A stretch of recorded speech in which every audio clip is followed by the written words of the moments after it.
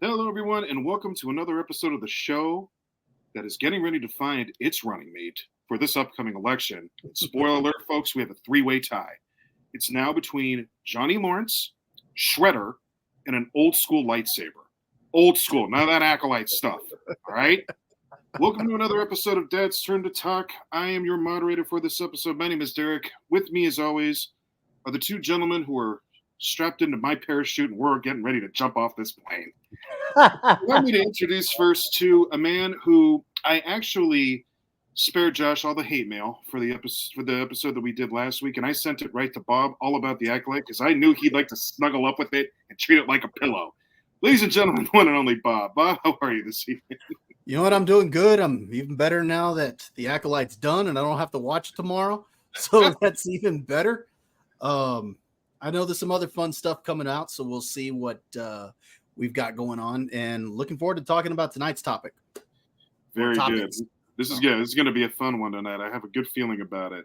Allow me to introduce you to our other co-host this evening. And, you know, I'm getting an odd aroma in this car. Is anybody smell that?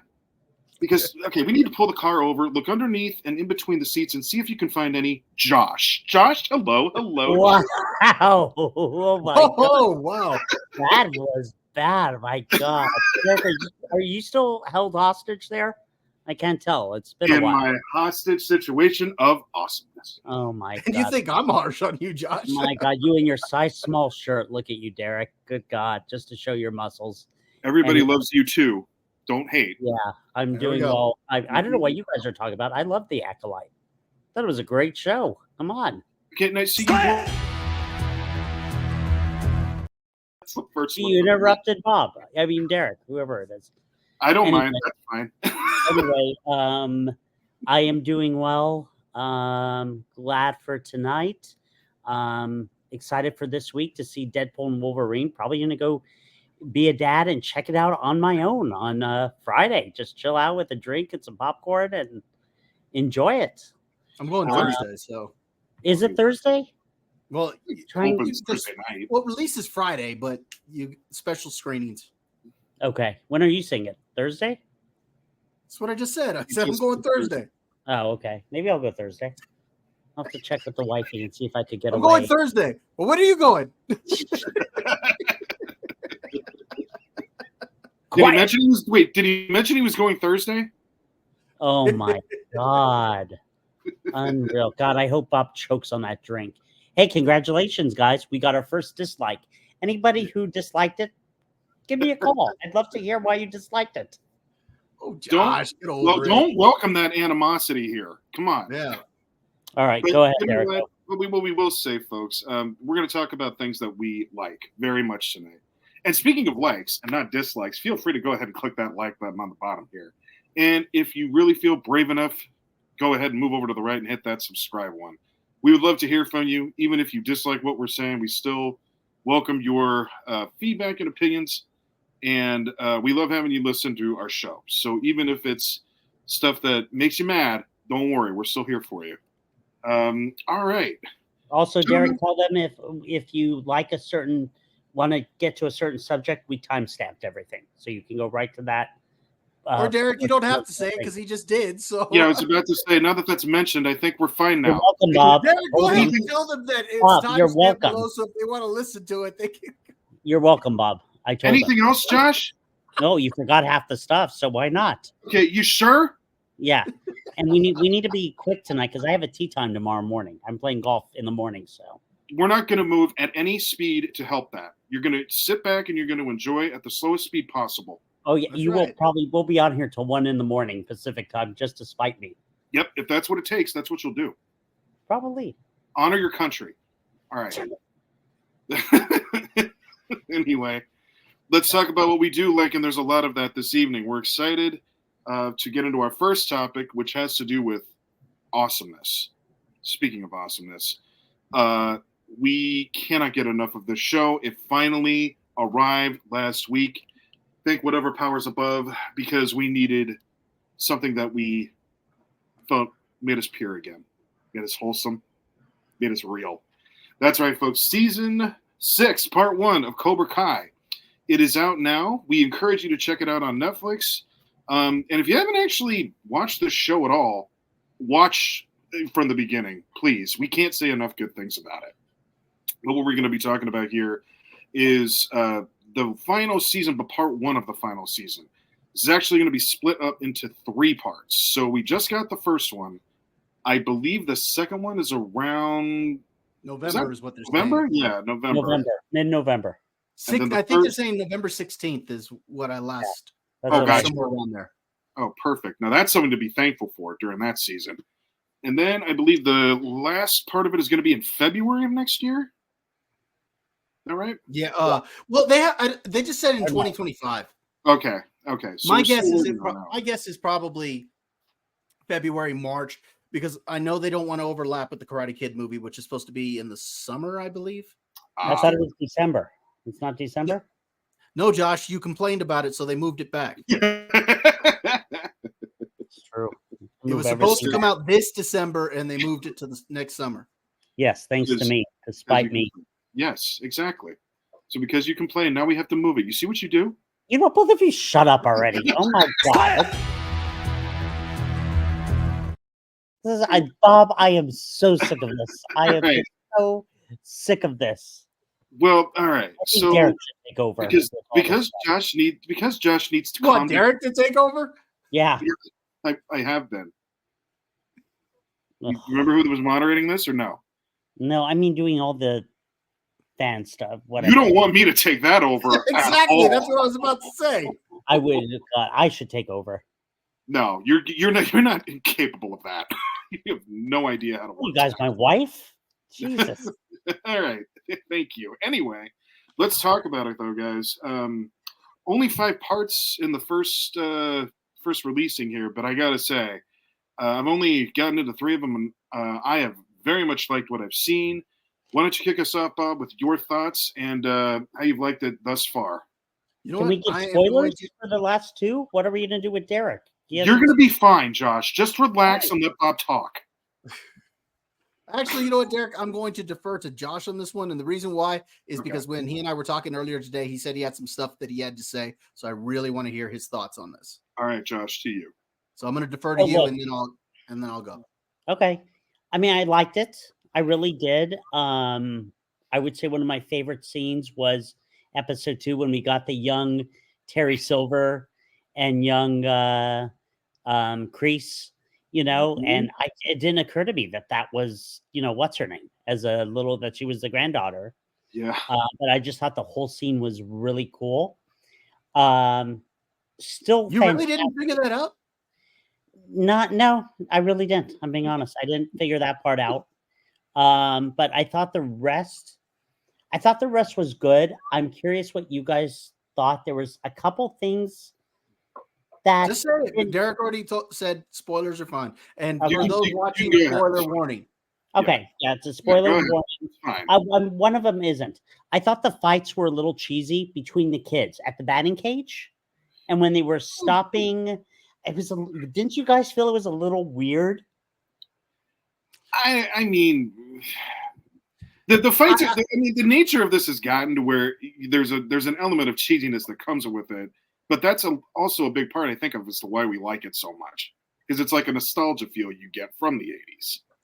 I agree with Josh a little bit on this one. I do think that the one in the batting cage was a little weird, but or not weird, but it was a little cheesy compared to some of the other fights we've seen. But I get what you're saying, Derek, because that's actually something that I thought about this season, at least so far, is that it's arguably the campiest of all of them. And I'll get into that in a minute. Go ahead, Josh. The biggest thing for me, Derek, and he didn't get to this part, right, Bob? The one we talked about earlier? He probably didn't. Just say it. It basically shed Mr. Miyagi in a negative light. They hinted at that, though, didn't they? In the trailer? I feel I told Bobby this earlier. I don't think they needed to do this. Okay. And Bobby's response, some of it was they might be running out of ideas. They basically were saying that Miyagi, they found this chest and that he was almost like a criminal, or he was a criminal, right? And that apparently he got into he got into it with somebody and stole a watch, is what I think they said. Yeah. And then they said he fled the country. He at some fled the point. So country, and then the big tournament, apparently, he started it. no. They never said he started it. Yes, they said that he had at the very end. You didn't see that? What? Where? Didn't they say something at the very end that Miyagi was excuse me, influential in starting the Takai or whatever it's called? I didn't hear that. I thought I saw that. Well, I mean, being influential and actually starting it are two different things, though. I don't know. I thought I saw something, Bob. I'm not joking around. I actually thought I heard Okay, now I'm something. gonna have to look this up, but I don't remember seeing that. But anyway, Derek, they really held it. We remembered Miyagi as a hero, you Right. know, and really loved what he stood for. And now Daniel has to like pretty much say, you know what? Maybe he did this, but I don't want to think about that. Okay.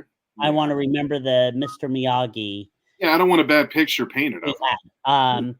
The ending was so we finally saw Tori's mother. Okay, Josh, it's not that he started it. Okay, It's what that did he do? or that we know of. We know that the headband was there. Yeah. So he competed in it? That's what you're getting. Okay, and this is what I tried to tell you earlier today, but again, you probably didn't pay attention because I said it. So, see, Derek, if I send him a text with something, he doesn't read the article, or he doesn't watch the video. I did. I read the last article. After I made you or told you 3 times to read it. All right, so go ahead, because I was in the middle of talking, but you interrupted as usual. So go ahead. Interrupted? You stopped. No, I was talking about Tori and her mom, but go ahead. No, what? Okay, just hit him with it. No, what I was saying is that my thought is that when he fled the country, that he fought in the Sekai Taikai. That was my thought. Maybe. And I think you're going to find out that there's a history between him and Master Kim in the Sekai Taikai. That could be. Well, yeah, that makes a ton of sense. Okay, that's where I was going. Okay, go ahead with what you were saying about Tori and her mom. So we finally saw Tori's mom. It was not Hilary Swank like we all thought it was. Yeah. And unfortunately, she ended up dying of a pulmonary embolism. And it basically drove Tori over the edge. Yeah, it made her snap. And yes, and she joined Cobra Kai. She's there in Barcelona with them, right next to Kreese, which was... I was thinking she was going to break Sam's leg or something like that. Okay, well, see, he's only telling half the story, but so... Well, no, they did. They were fight. So, okay, Bob, I can tell them the story. Yes, they decided to do a fight for team captains. Okay, so it was Robbie and Miguel, which was a fantastic fight, by the way, Bob. We didn't talk about that earlier, but Robbie ended up winning. Okay, and then it was Sam and Tori. Tori had pretty much, when her mom died, ghosted Robbie. He tried to reach her. They were supposed to train. Yeah. She shows up at the fight. Okay. Doesn't say anything. And Tori and Sam start fighting. And next thing you know, Daniel's wife gets a call from the nurse. And she goes blank. And she runs up to Daniel and says, "We have got to stop this fight." And he's like, "Why?" And then you could see Tori's getting angrier and angrier, and Daniel steps in and blocks a punch and says, "You are not fit to fight right now." Oh. And Johnny's like, "What's going on?" And Tori yells out, "My mother died. But I want to fight." And Johnny's like, "I want you to fight."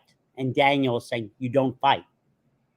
Oh. So they literally, now they're starting to bicker, and basically Johnny's like, "You know what? I will take you to this tournament and everything. But when it's done, Daniel, I'm done. I'm done with this." And so then Tori basically, just says she didn't say nobody cares about me, but she just really didn't, I guess, feel loved and walks away. No, that wasn't it, Josh. Her thing was that she felt like she needed to fight in order to get rid of some of that anger, to kind of, because remember she's having those flashbacks to times with her mom where her mom was telling her that we're fighters. Yeah. And so this was kind of her way of dealing with this. And what ended up happening was she was afraid, or specifically what happened was Daniel said, look, this is not the time to fight. We'll find another way to select the captain. And prior to that, she and Robbie had said, we really need this because we're not going to be able to go to a big school. We're not going to be able to do any of that. We need this. And so she saw that as Daniel saying, okay, no, you're going to use this as another opportunity to select your own daughter to represent the team as the captain. And I'm going to be left out of this. And she ends up going to Cobra Kai because earlier in the episode, Grease had showed up to Tori trying to recruit her back. Gotcha. So she went dark. Interesting. She went right back to, but you didn't see her until they land in Barcelona. They're at, at the arena, and they're all lined up. And next thing you know, she walks right up in the black, stands right next to Kreese. And you're like, oh my, and she stares right at everyone at Miyagi-Do. And they're all like, oh God. Yeah. And by the way, the first one, because they had Miguel, Tori, Robbie, I'm trying to think of the names, Dimitri, Hawk and the Asian girl. Hawk was not in there until Tori left. Yes, but he got selected. He's there at the end. Right. He got selected. You said who was there at the end. The big thing was that the Asian girl, what's her name?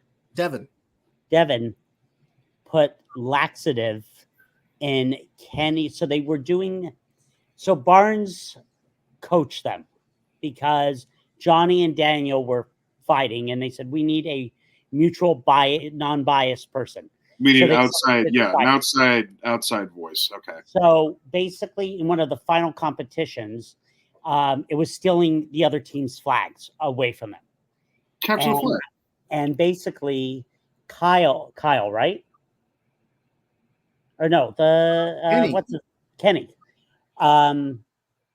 Everyone thought he was going to get it, and Devin really wanted it, and put laxative in his stuff, in his drink, and he lost. He thinks it's Daniel's son who did it, but it obviously wasn't, and she got selected to go. And so, but anyway, I thought it was good.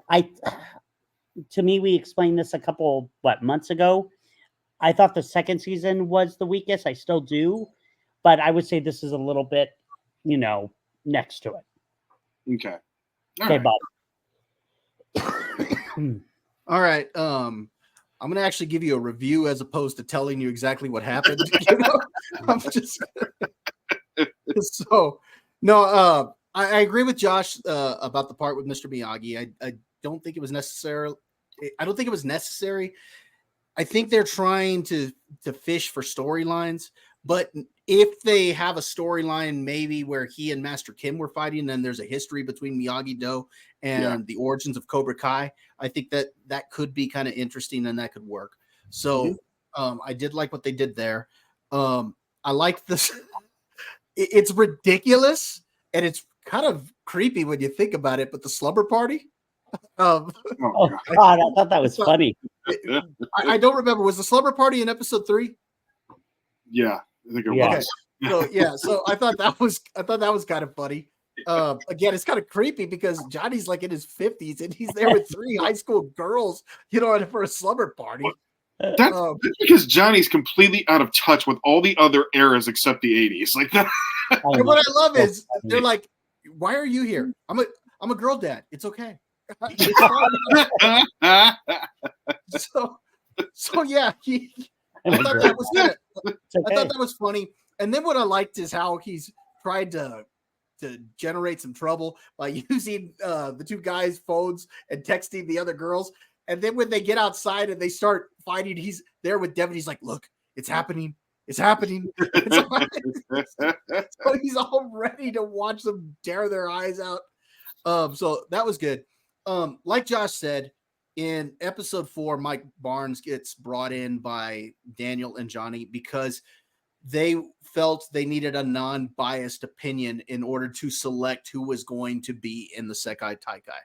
And so he comes in, after a couple of competitions, they select the top 4, which are Robbie, Miguel, Tori, and Sam.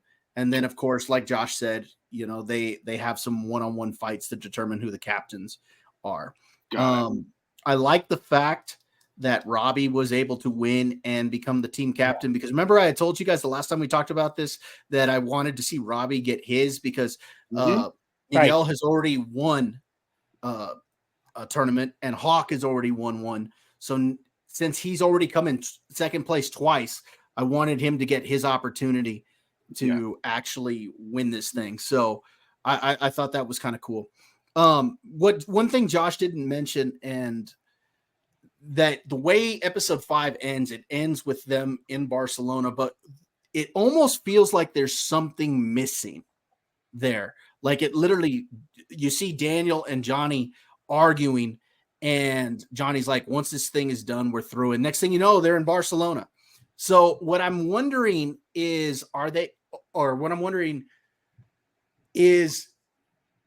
when they get to the next set of episodes, are they going to go back and maybe tell the story leading up to that? Like it just kind of showed a flash forward, and then maybe the last 5 episodes are actually the tournament. So I'm curious to see where it's going to go. Oh yeah, that's right. That's probably what part 2 is, isn't it? I mean, Eric, can you see them doing a tournament for 10 more episodes? No way. No, I don't think so. No. There's no story. You can't do it. No, you can't do a tournament for. You can do a tournament for 3 episodes of one part of it. Right. I agree. And then that's pretty much it. But Bob's right. That's probably what that is. That's what I'm thinking. Now, also what I've thought so far, like I said, I think this could arguably be the campiest of all of the seasons so far. Right now, if I had to rank it, this would be my next to the last. And it's not because I'm not enjoying it. Like even the last place one, I still enjoyed it because I enjoy these characters and I enjoy the situations and the story.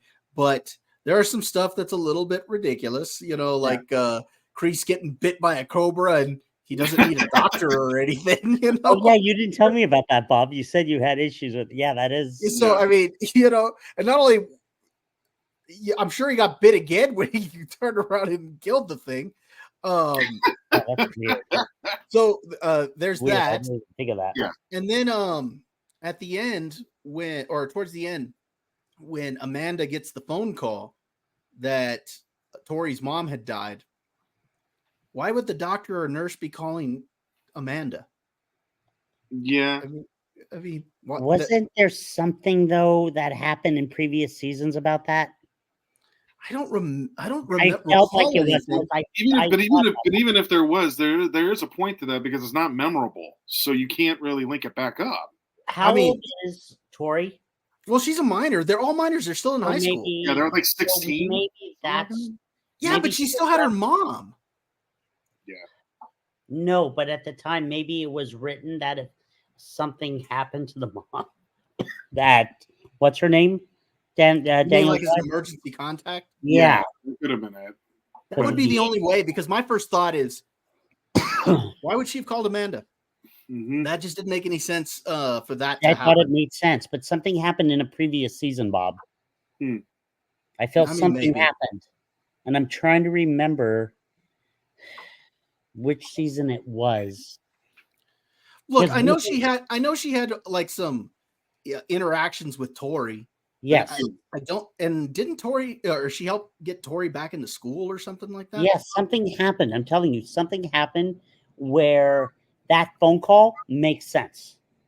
And I don't know, Derek, you've seen all of them? No, it's probably having something to do with like the emergency contact information. Somehow that linked up. Yeah, there's something, but I can't remember, Derek, for the life of me, the season where she was helping Tori out.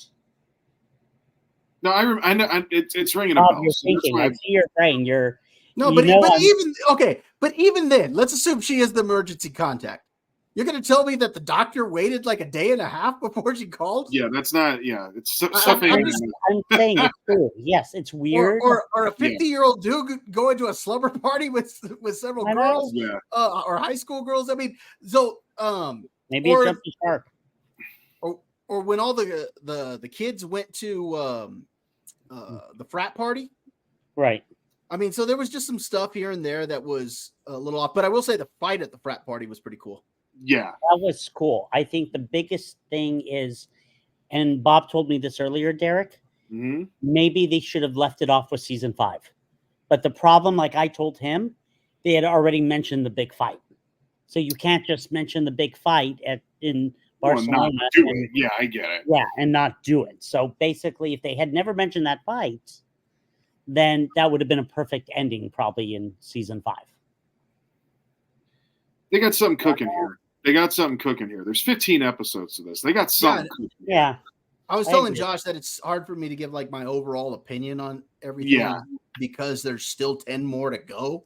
Yeah. But just on the first 5, it's easily the campiest of them all, and it's easily one of the weaker ones as far as storyline goes, because it feels like they're fishing for storylines and kind of rehashing some of the same storylines, because now we're going to see Sam and Tori again. We're seeing Johnny and Daniel again. We're seeing, there's just some stuff that it feels like they're rehashing it all. So I mean, we'll see, but I am looking forward to seeing that new karate villain for Cobra Kai fight against Robbie. I think that could be a pretty cool fight. And I'm interested to see where they're going to go. My guess is that let's assume I'm wrong about it being a flash forward, and that we end up seeing some more or the next part is mostly the tournament. My guess is that we'll see them facing some of the other dojos, and then towards the end of it, that's when you'll see them going up against Cobra Kai. Probably. Did you notice the confidence Bob Robbie had in that fight with Miguel? Yeah. Like after when he was down 2-0, and he literally just like closed his fist, and he had confidence in himself for the first time, I thought. That's what happens when you eat an entire box of Twinkies every day. Fair enough. All right. Well, I'll just wrap it up with a couple of thoughts of my own. What'd you think? It is by far and away the cheesiest so far. I think it's because we know it's cheesy, and somehow that got in the writer's ear who was producing it. And you know when your friend does a really funny impression, and then he just keeps doing it over and over again, and you're like, dude, okay, enough. Like, it was funny like no 3 idea times. who that is. Yeah, you know exactly who that is. That's what I felt it was like with this, where it's like, okay, guys, no. I mean, we like it, but you can that's fine. You're good.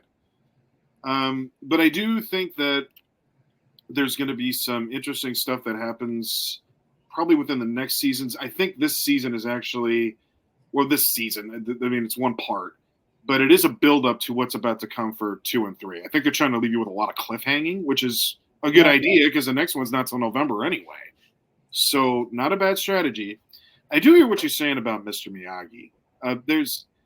I think the reason they went there at is because if you take a look at all the other characters who are still alive, right? They have these layers of stories that they try to put on them. Like even with Kreese, right? You're kind of made to feel like, he's not that, I mean, you understand why he's bad. Right. And now they took a shot at it with a character who's not there. And that's almost like, you can't really do that. That's what Bob and I were saying. I think it's like you're walking into turf now. It's going to be really hard to explain.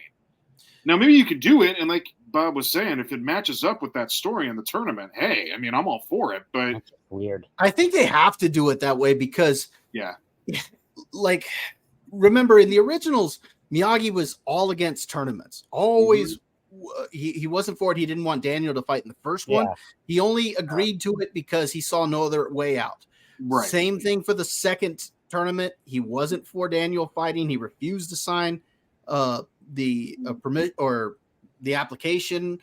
And finally, he forced Daniel to sign it, or I should say, Daniel got forced to sign it, and after everything that happened, Miyagi finally agreed to train him. So, Miyagi was always against that.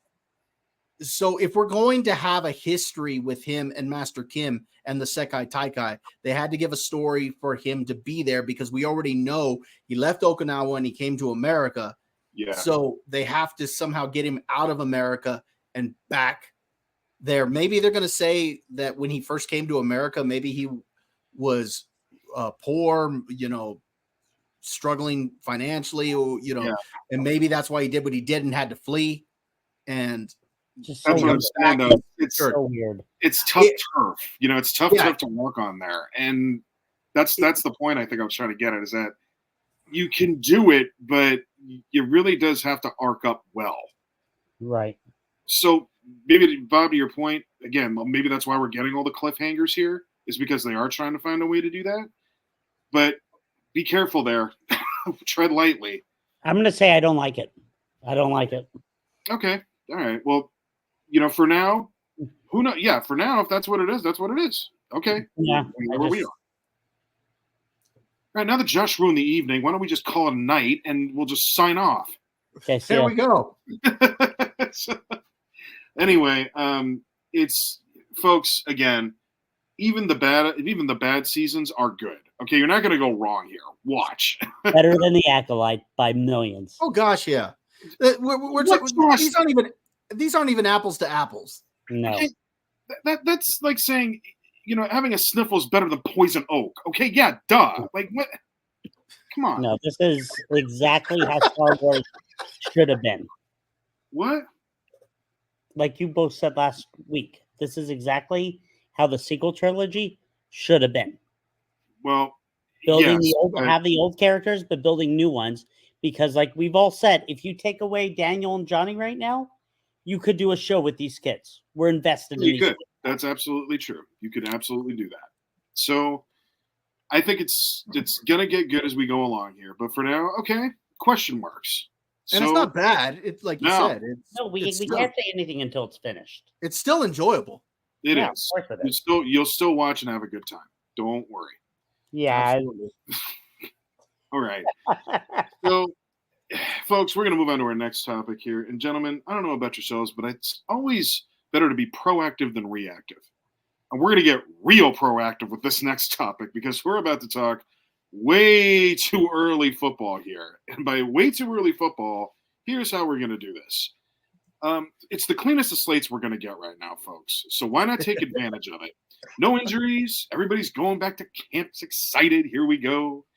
So we're going to take advantage of that and give our way too early predictions. Now, we're going to do this in a couple different layers. We'll start with division favorites first. Then we'll get on to the conference champions, some wild card teams, and then we'll get on to who we think the Super Bowl pick is early on. So there's a lot to cover here. So what we'll do, we'll start with divisions first. I'll take us through each. We'll give Bob the floor this time because Bob was kind enough to give Josh the floor last time. That's right. That's what you do. That's right. All right.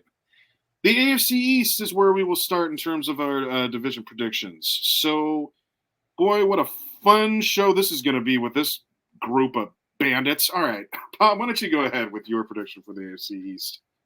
The Jets. Okay. And why?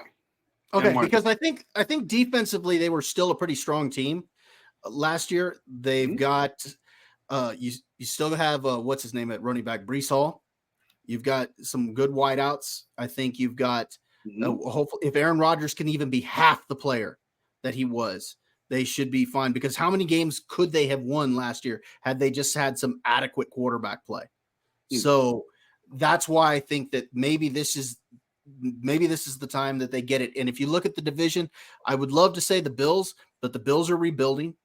The Patriots, they're still in rebuilding mode, and I think the Dolphins are going to find a way to be the Dolphins. That one was especially made for a special someone here. Oh God! But yeah, you're choosing that's an interesting choice, though.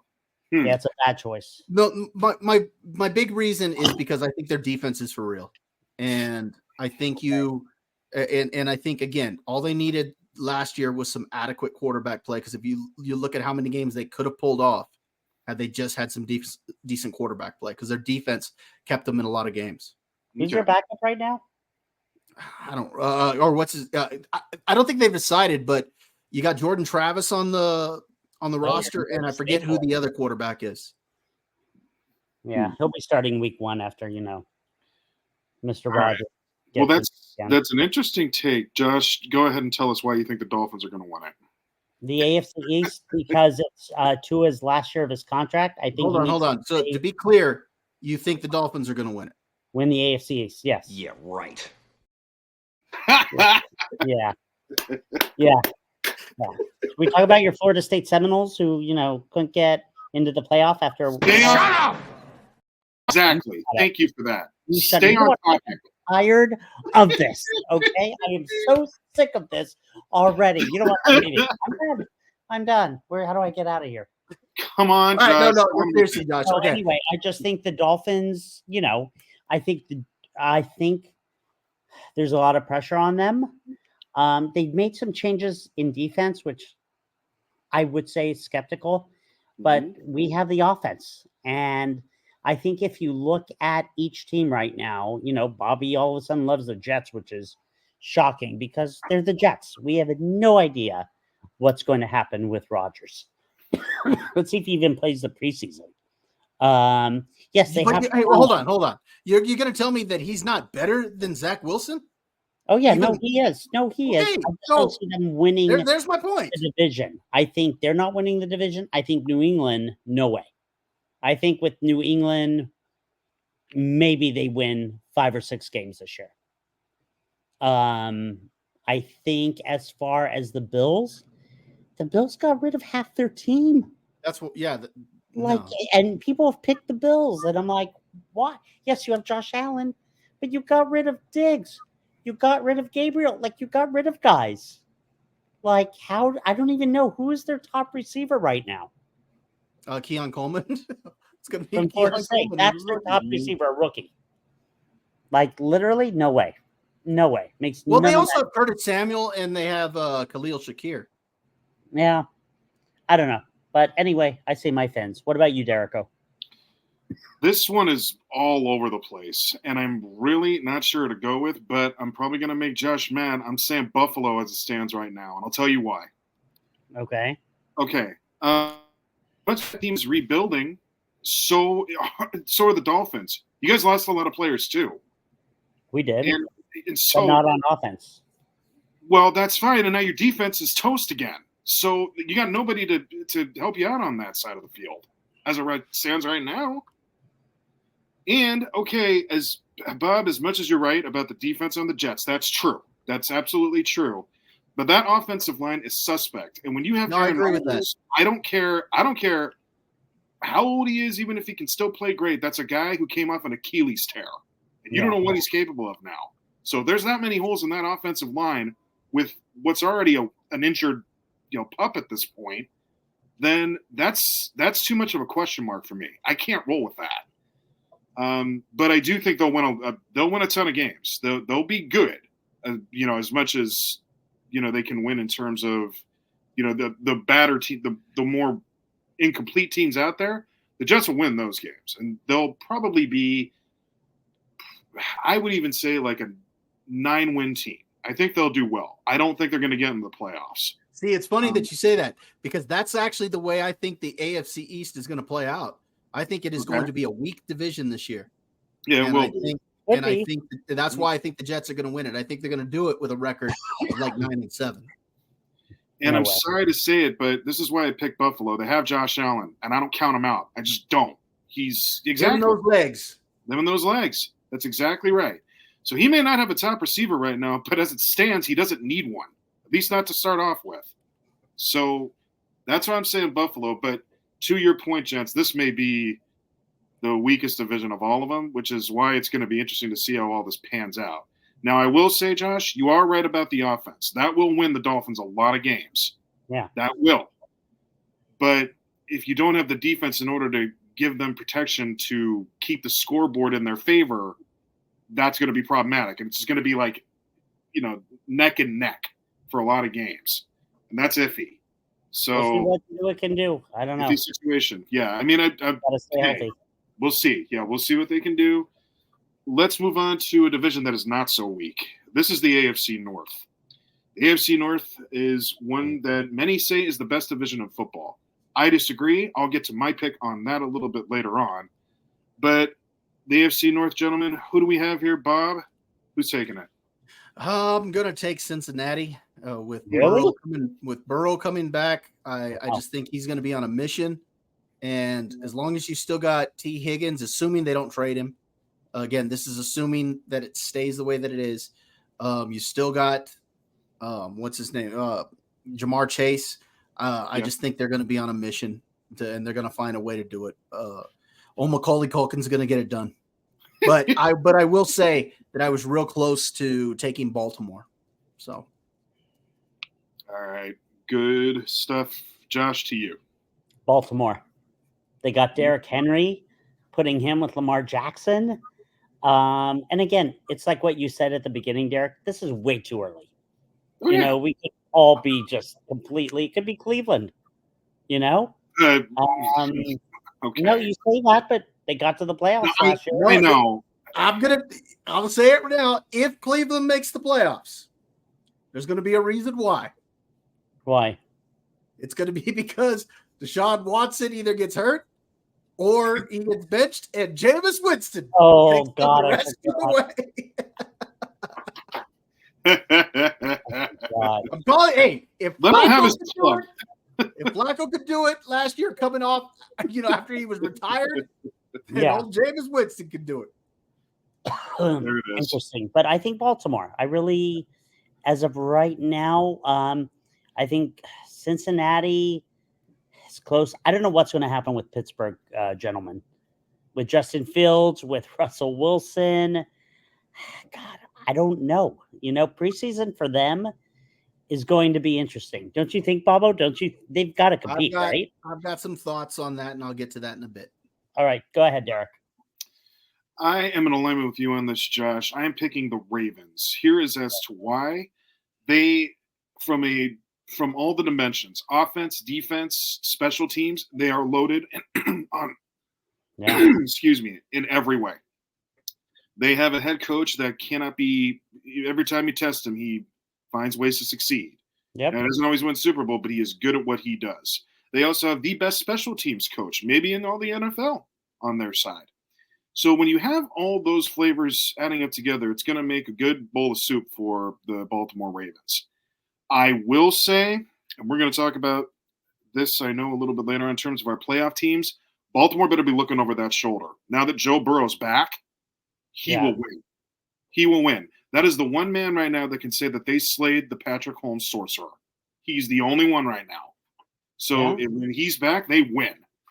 So I think it's going to be great watching those games. We kept talking about the games we were looking forward to this season. The Ravens and the Bengals are going to be fun. Those are going to be Those are going to be good games. Hey, so and Burrow's had some good games against the Ravens. Yeah.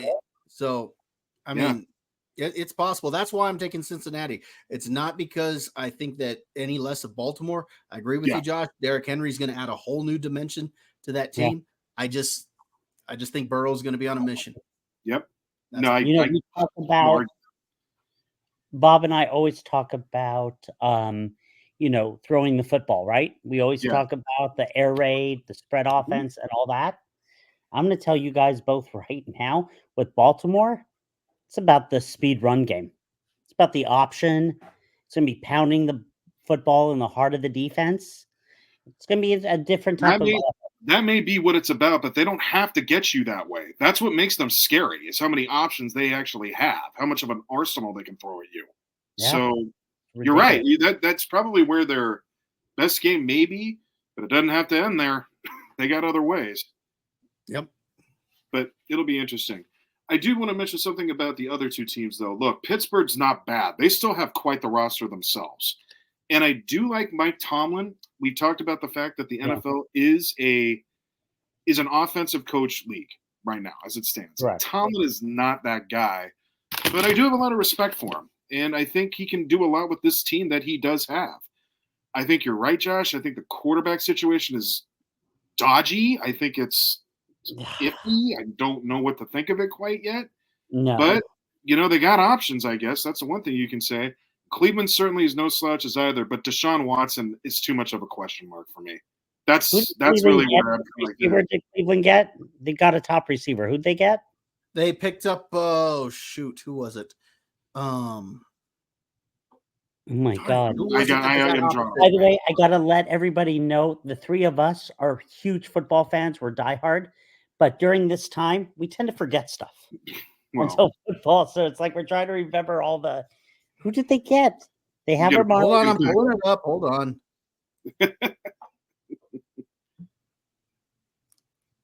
They picked up Jerry Jeudy. That's right. And they still got Amari Cooper, still got Elijah Moore, you still got Njoku. So this is an offense that should be able to move the football.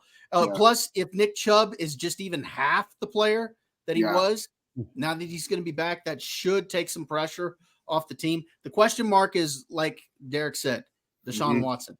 I don't think that they get there with it. He has not been the same player since he left Houston.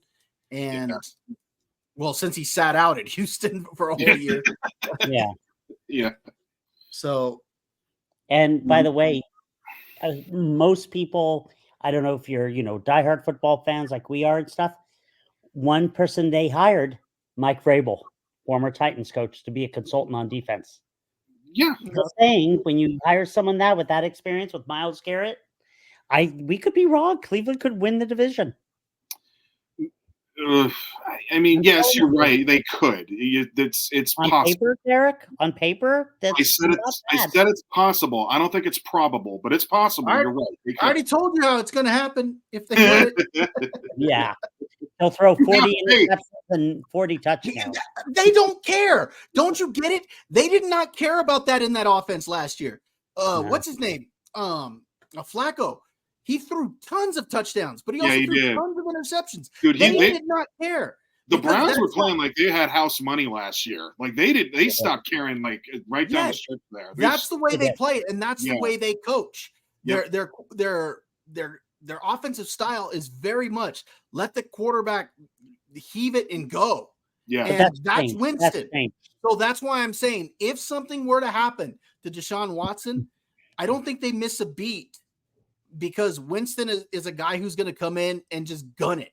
He doesn't. They're not going to. They'll live with the interceptions because they'll have the offensive talent for him to throw to. And I'm not saying Jameis Winston's like the greatest quarterback ever. I'm saying he fits what they want to do. I don't think they miss a beat. They got a defense that's going to keep them in games too. Exactly. So when you got all that, it's possible. It actually is possible. I just don't think it happens with Deshaun at the I would because I just don't see that killer instinct that he had when he had it in Houston. No, and I don't think this is a system for him, to be honest with you. I just don't see him thriving in the system. Wait, Bob, you said you had some thoughts about Pittsburgh. Do you want to get to that now or later? Later. Well, I'll say it now. Just because I had them as one of my wild card teams. So okay. And simply because I do think Tomlin is a coach that can get them there. Yeah. He's shown time and time again. Yeah. He knows how to get his teams there, even when they don't even have the best season. I think the way they get there, though, by week 4, I think Russell Wilson's on the bench. I think Justin Fields is who gets him over the hump. Did they run a 2-quarterback system? No, right? No. Absolutely not. No, okay. The reason you run that is because one is so different from the other. Yes. Yeah, and it doesn't really happen in the pros. No, it doesn't because you're paying them millions of dollars. Yeah. In college, you're not paying them. Well, that's not true. You're paying them now, but now you're paying them in college. It's more prevalent. It used to be. Yeah. I mean, when Derek and I went to U of A, we had Ortig Jenkins and Keith Smith. I remember that. He was a scrambler in the pocket passer, but it worked. But yeah, you don't see that now. No, I don't remember who you had. Okay, next. I had the Ravens on that one, so I think we're moving on to our next one. And this is a fun one. The AFC South. I think that people are going to be pleased as punch to see what potential that the teams do have here. Well, not all of them, maybe, but I think there's still going to be a lot of fun. All four of these teams could deliver a pretty good punch throughout the season here. So I'm looking forward to this one. Bob, go ahead. I got Houston. Yeah. Not only do I have Houston, I got them as the number 1 seed. Yeah. Wow. Oh, number 1 in AFC? I got them as number 1 in the AFC. Wow. Now, okay. we'll get through when we talk conference. Right. But I have them as the number 1 seed. I like that offense. They got Joe Mixon coming on. You brought Stephon Diggs. You still got Nico Collins. You got Tank Dell coming back from injury. You still got Robert Woods as a veteran presence on that team. And then CJ Stroud, he showed me so much last year. I think he takes a step forward. I think he's the real deal. And I understand a lot of players take a step back in that sophomore year, but I think he's going to actually take a step forward. I like this team. As long as everybody stays healthy, I got them as the number 1 seed coming out of the AFC. There's a lot to like. Yahushua, please. I think Houston, but again, it's so early. Will CJ Stroud have a sophomore slump? I don't think so, because just like Bobo just said, boy, did they surround him with talent. Sure, I mean, he's got a ton of talent. I think their defense is decent. Yeah, it is. I think I look at Jacksonville as coming in at number 2 there. Congratulations to Trevor Lawrence, who's going to be a daddy for the first time. Maybe we can have him on our show. Dad's turn to talk. But Trevor, you up for doing something for free? Yeah. Come on, Dad. And they took a fall last year, which was shocking. Didn't make the playoffs, but I think Peterson will have them ready. As of right now, too early to tell, but my money's on Houston, not a number 1 seed, though. Okay. Well, that's an interesting choice. I mean, I'm with Houston as well. There's too much not to like here. Everything we're seeing on paper points to them having a very successful season, and I'm happy for them. This is a team that is hungry, and they – just about on every dimension, kind of like, I mean, they're not like Baltimore, but they've got a lot of stacked talent on both offense and defense, special teams, whatever it may be. I think D'Amico as the coach there is doing incredible. Shout out to him. And I do think that CJ Stroud is the real deal. I don't think he's just going to have a one and done season like some people may think he is capable of. But a number 1 seed, I don't know if I can go there, but in the division for sure. I'm excited to see what Houston does. They better be careful about Jacksonville, though. This roster that Trevor has right now is pretty intense. It looks like he can really do a lot with this. So he may show up and start balling because of how good the offense is getting based off the roster that we do see. So I like Jacksonville a lot. Now, to win the division, no. But we'll get into the playoff talk later. So I'm going to go with Houston as well. And that is the South. I like Indianapolis. I just don't see it happening right now. Yeah. And Tennessee, as much as we talked about how we're looking forward to the matchups with them in Houston, they still got a lot of holes on the offensive line themselves too. And I think you can't really carry it with just Pollard. But I think they'll give it the old college try. So that's my take on the AFC South.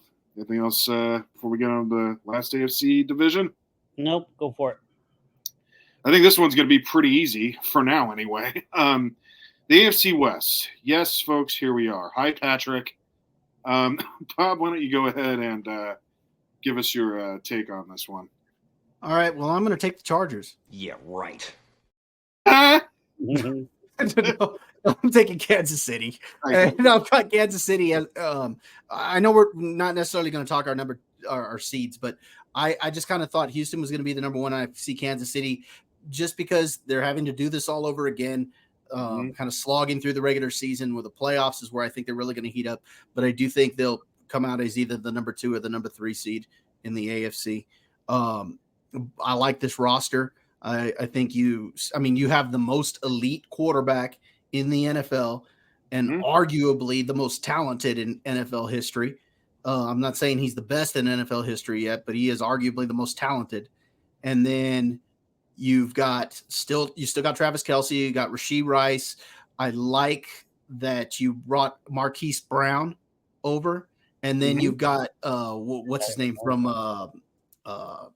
Texas, Xavier Worthy. That was a draft pick. Remember that I said I really liked that one. This is a team now that's going to be able to throw the ball down the field, and that was a big problem that they had last year. So and they still won it all. They're going to be able to stretch the field. They got a decent defense, well, pretty good defense. So I like them in the AFC West. Joshua, you give us your pick. I'm going to go get a drink. Go ahead. Kansas City. Again, I think they're my 1 seed. I think they are totally dominant. They get hot at the right time. I didn't even realize they took Brown, picked him up. I mean, they just, until somebody beats them, why go against them? Why go against them? They could, slip into the playoffs, and I'd still be like, they're going to win it all. Look, folks, this is Kansas City's division until further notice. However, I will say this. Jim Harbaugh may be writing a draft of that notice. He lives for stuff like this. Yes, it's true, and he's got the team. Like, I could easily see him walking over to Patrick Mahomes and just, like, looking him dead in the eye and saying, I'm going to rip your foot off this season. He's not even playing. Yeah, I agree. And again, we'll get to the playoff talk a little bit later here, but you watch the improvements that this team's going to make. They're going to put the NFL on notice. Yeah. That they're no longer a joke. So people better get ready for that. But till then, enjoy, Patrick. Lord knows you've been doing a great job. So have at it, sir. Thank you, Kansas City. All right.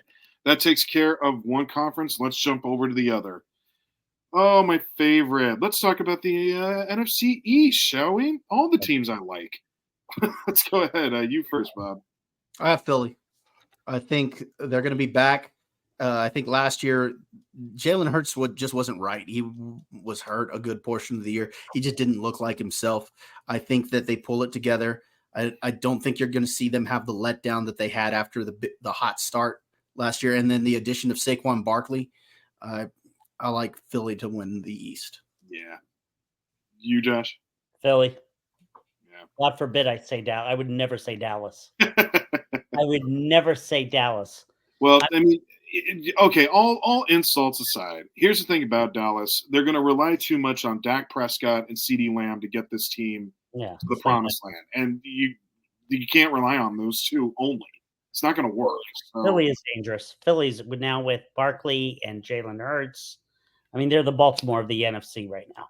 Yeah, they're loaded up. They are stacked. I mean, yes, you're going to hurt at center without Kelce, but it's not just the offense, though. They're going to have to fix their defense. That was their big problem last year. If they can get their defense just even halfway to what it was the Super Bowl year that they lost in the Super Bowl, they should be able to get back into that picture. Yeah, they actually they're gonna. I think they're gonna be pretty high up on the playoff picture. As I had them. I'm looking at my notes here. I'm saying Philly as well. All right. For the reasons that you guys just had stated. Be on the lookout for Washington, though. That's a team that's got some momentum right now. They do. They do. I like that. That. They're just kind of sitting here lurking in the background, and we don't know what they're capable of yet. And they've got a pretty loaded team with a new owner. There's freshness all around, and they're very excited about it. So I think that momentum is going to go a fairly long way. So be on the lookout for them. But again, Philly, can't argue it. Let's move on to the NFC North. Now, this, I think, is the best division of football. I don't think that it is the AFC North, even though everybody says that. And all due respect to those teams, they're all very good. But this is monstrous, what's happening with these four. So, Bob, tough decision, but let's hear it. I'm curious. I'm taking Detroit. Okay. I think Detroit proved last year that they were for real. I think if they find a way to get it done again. I really thought about picking Green Bay for this division, but I am going to take Detroit. And I like this team this year, and they still got all the right pieces in place. Okay. Mr. Joshua? Detroit. Yeah. Even though there's a part of me that's like, oh, I hope they don't take a backseat. I hope they just don't they've got so much talent. Love Campbell.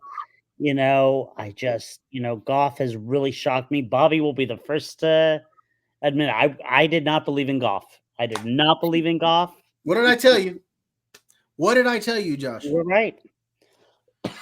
You said they stick with them and win.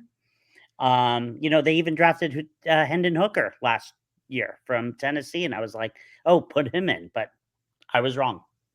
I was wrong with Amon St. Brown.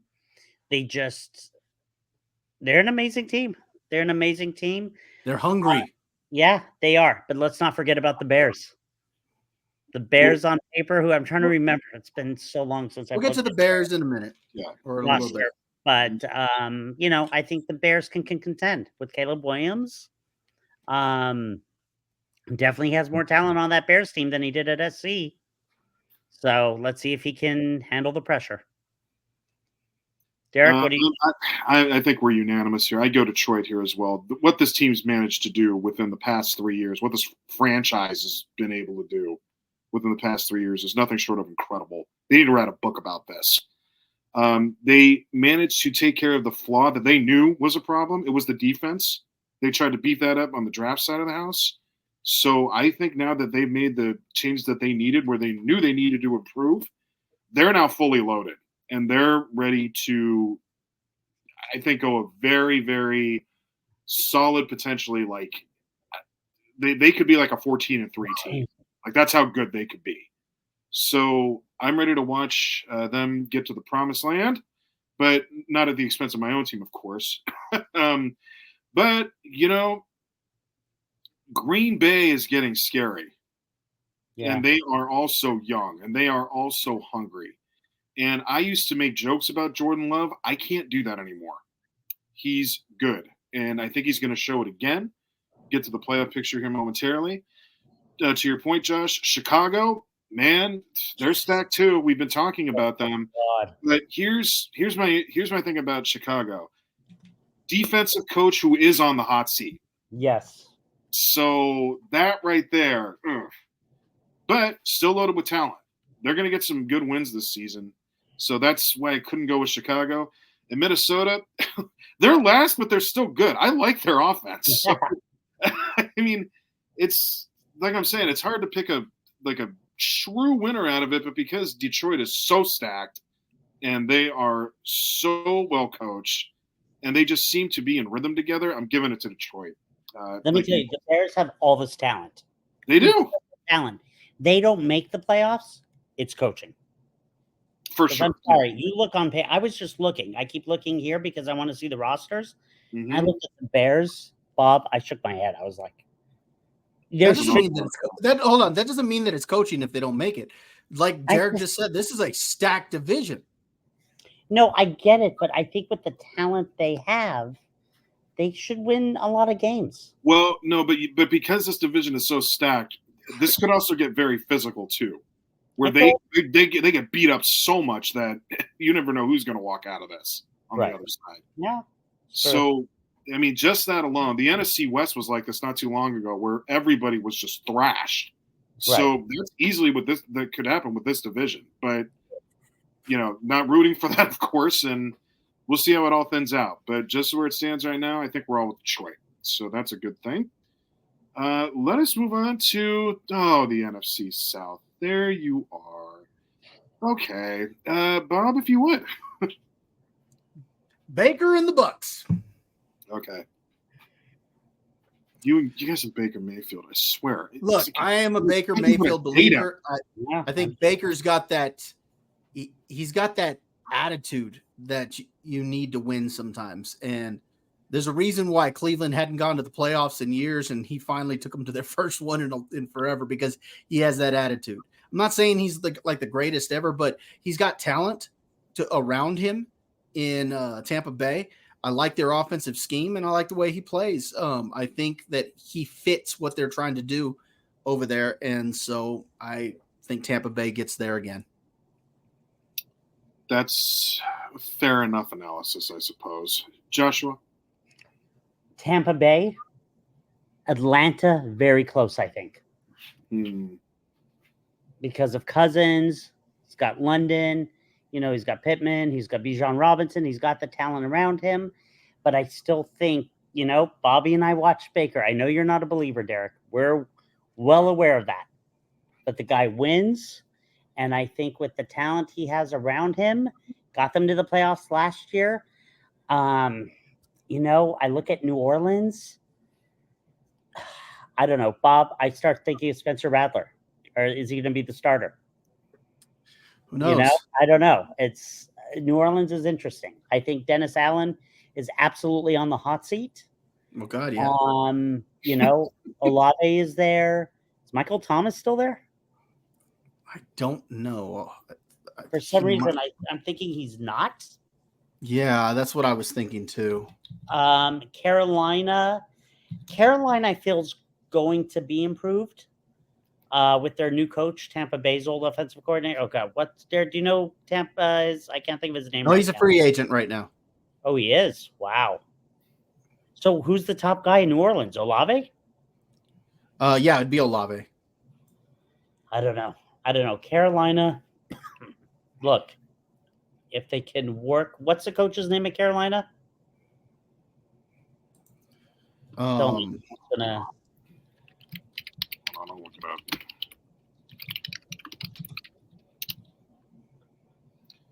Dave Canales? Yeah. He's got a great system. If they could work that system, because it worked well in Tampa Bay, maybe, we could have a shot. I know you're both going to be like, no, well, maybe Derek will be, no, Bobby will be like, I don't know. I don't know. Carolina, we'll see. We'll know more with preseason and, see how they run things. And we won't know anything with preseason. I know, but with them, I don't know. Tampa Bay. Okay, I'm going to go with Atlanta. And the reason I'm going with Atlanta is because one of Kirk Cousins and two of their other draft pick that they screwed Kirk Cousins with. So, plus they do have a lot of offensive tools that they can work with. Look, I get it with Baker. You guys can fight over which one of you wants to ask him on a date first. But for me, go watch college games, Derek. You'll be like, oh, okay. Go watch some of his college games. This isn't college. Let's move on. I gotta kind of agree with Derek. How many times have guys played great in college and didn't? No, but come on, Bob. Really? But no. But I'm a Baker believer because I believe in the attitude that he brings. He's the leader. Yeah, I know. Okay. I appreciate where you guys are going with that. I just think that Atlanta has more at this point, so that's why I'm going to give them the edge. Okay. But you're right. This one, it's one of the. It's one of the two of them. So I love how Josh said, "Well, New Orleans could be interesting." There's going to be nothing interesting about that. No. Let's move on. Yeah. So I said Carolina could be. I said New Orleans. I don't. They're not going to be interesting either. So I don't know. Let's proceed. Okay. All right. Last but not least, NFC West. Do we really need to do this one? No, because no. I think we all are in agreement. Niners. Yeah, thank you. I had the Rams. No, they'll finish second. It's the Niners. They're loaded. Yeah, you can't Yeah. Okay. Yeah. All right, but of course McCaffrey's on the cover. We'll get to the playoff picture. We'll get to the playoff picture. Yeah. And by the way, I think Arizona is a little bit like Washington. Not as much momentum, but still momentum. And I don't think that people should discard that. So because they got Marvin Harrison Jr., right? Sure did. So that could be Hollywood. Actually, one of my favorite picks from there was Trey Benson. That's right. Oh, from Florida State, right? Yes, because I think he'll add a dynamic to that attack, but in the passing game. Okay. Interesting. Okay. So here we are. We have selected our divisional leaders as of now. Okay. Now let's talk wild cards.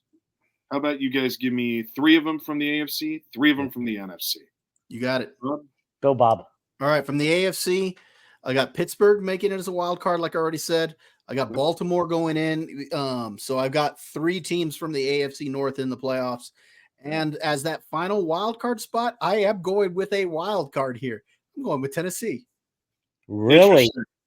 I Really? like the idea of Calvin Ridley coming over, and you've got Calvin Ridley now playing opposite DeAndre Hopkins. I think Will Levis is gonna we'll see an improvement from him, and then I like Tony Pollard added to that team.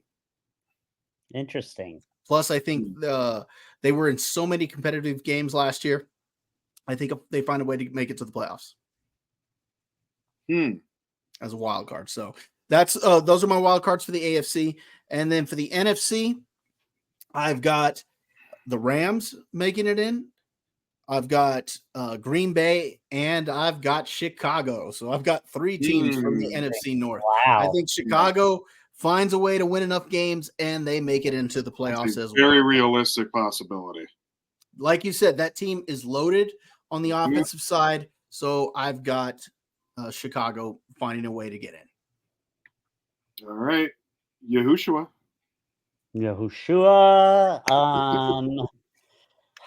Cincinnati.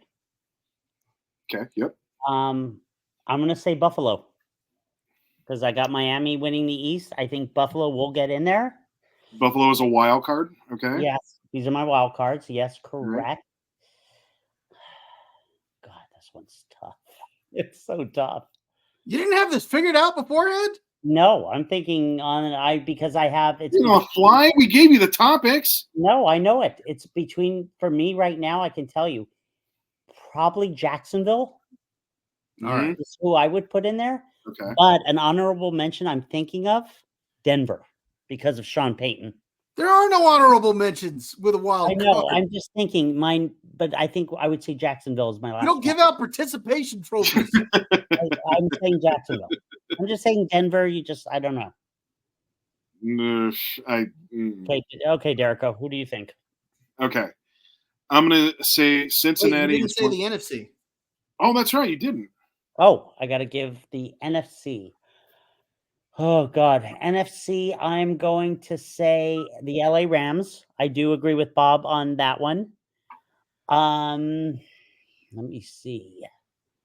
Well, obviously Dallas, because I think Philly's going to win the East. I think Dallas should get in there, or people are going to explode if Dallas isn't in there. And Notice I didn't have Dallas making the playoffs. No. That's interesting. He did not. Who were yours, Bob? I had the Rams, Green Bay, and Chicago. That's true. And honestly, I would take Chicago. I would take Chicago as the wild card. All right. Okay. What you got, Derek? All right. I'm going to go Cincinnati is my first wild card because even though Baltimore, is my favorite pick for the AFC North, Burrow in there, he's going to win. And so that's one. The second, I'm actually going to go with the Jaguars. I think Trevor Lawrence has a lot of offensive weaponry this season. Yep. And I think there's going to be some fun surprises as a result. The third is the Chargers. And I do think they're going to put a lot of teams on notice. Okay. Jim Harbaugh does a lot in his first season. Your Niners with him. Yep, so that's exactly why I'm saying that. We went from what, like 4-12 to 12-4. I think that we would flip the script. So he's going to do a lot with that team. All right. In the NFC, I am going to say Green Bay will get in there. I'm going to – oh, gosh, who's my other one? I'm trying to remember now. Uh-oh. Oh, L.A. for sure. L.A.'s going to give San Francisco, I think, a run for their money in the NFC West. I don't think it's going to be as easy getting that 1 seed, but they're going to be – this is going to be a good football team. Be on the lookout. And then my third – I'm going to say the Commanders. I'm excited. Really? Wow. All right. That's interesting. That could be a stretch, but how wild was that card? That was, yeah. Hey, about as wild as my Tennessee. So hey, there you go. Yeah. All right. Okay. Next. So we have our playoff picture. We want to talk about who we think goes to the conference titles. Yeah, we'll just give our conference champs. Yeah. Who's going to do it? Go, All Bob. right. Like I said, I had Houston as the number 1 seed. However, I got Kansas City winning the conference, and because I think they'll get hot in the playoffs. And for the conference in the NFC, I'm sorry, Derek, I've got Detroit. Shame on you. You know what you did was wrong. I think last year they were right there to get over that hump. I think they get over that hump this year. All right. Josh, to you. Kansas City in the AFC. God, it's like I am very torn right now between San Francisco and Detroit. God, based on talent, I'm gonna go for Detroit. I agree with Bob. Sorry, Derek. I think Detroit is mad. I think they are angry, and I think I'm just hoping they're focused. And I think if they're focused, I think they can do it.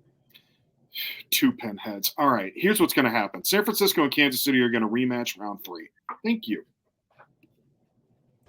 Can't you stop your lips from flapping for 2 little minutes? Yes. Okay, so who wins the Super Bowl? Well, I shouldn't have to say that now, Josh. Yeah, no. Niners, I think Detroit. Bobby probably thinks Detroit.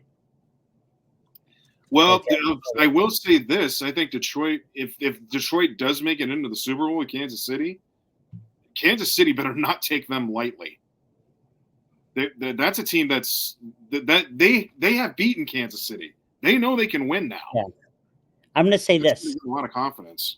After all these years, all the games we've watched in football, I guarantee you guys there's going to be a team in there we didn't even talk about. Of course.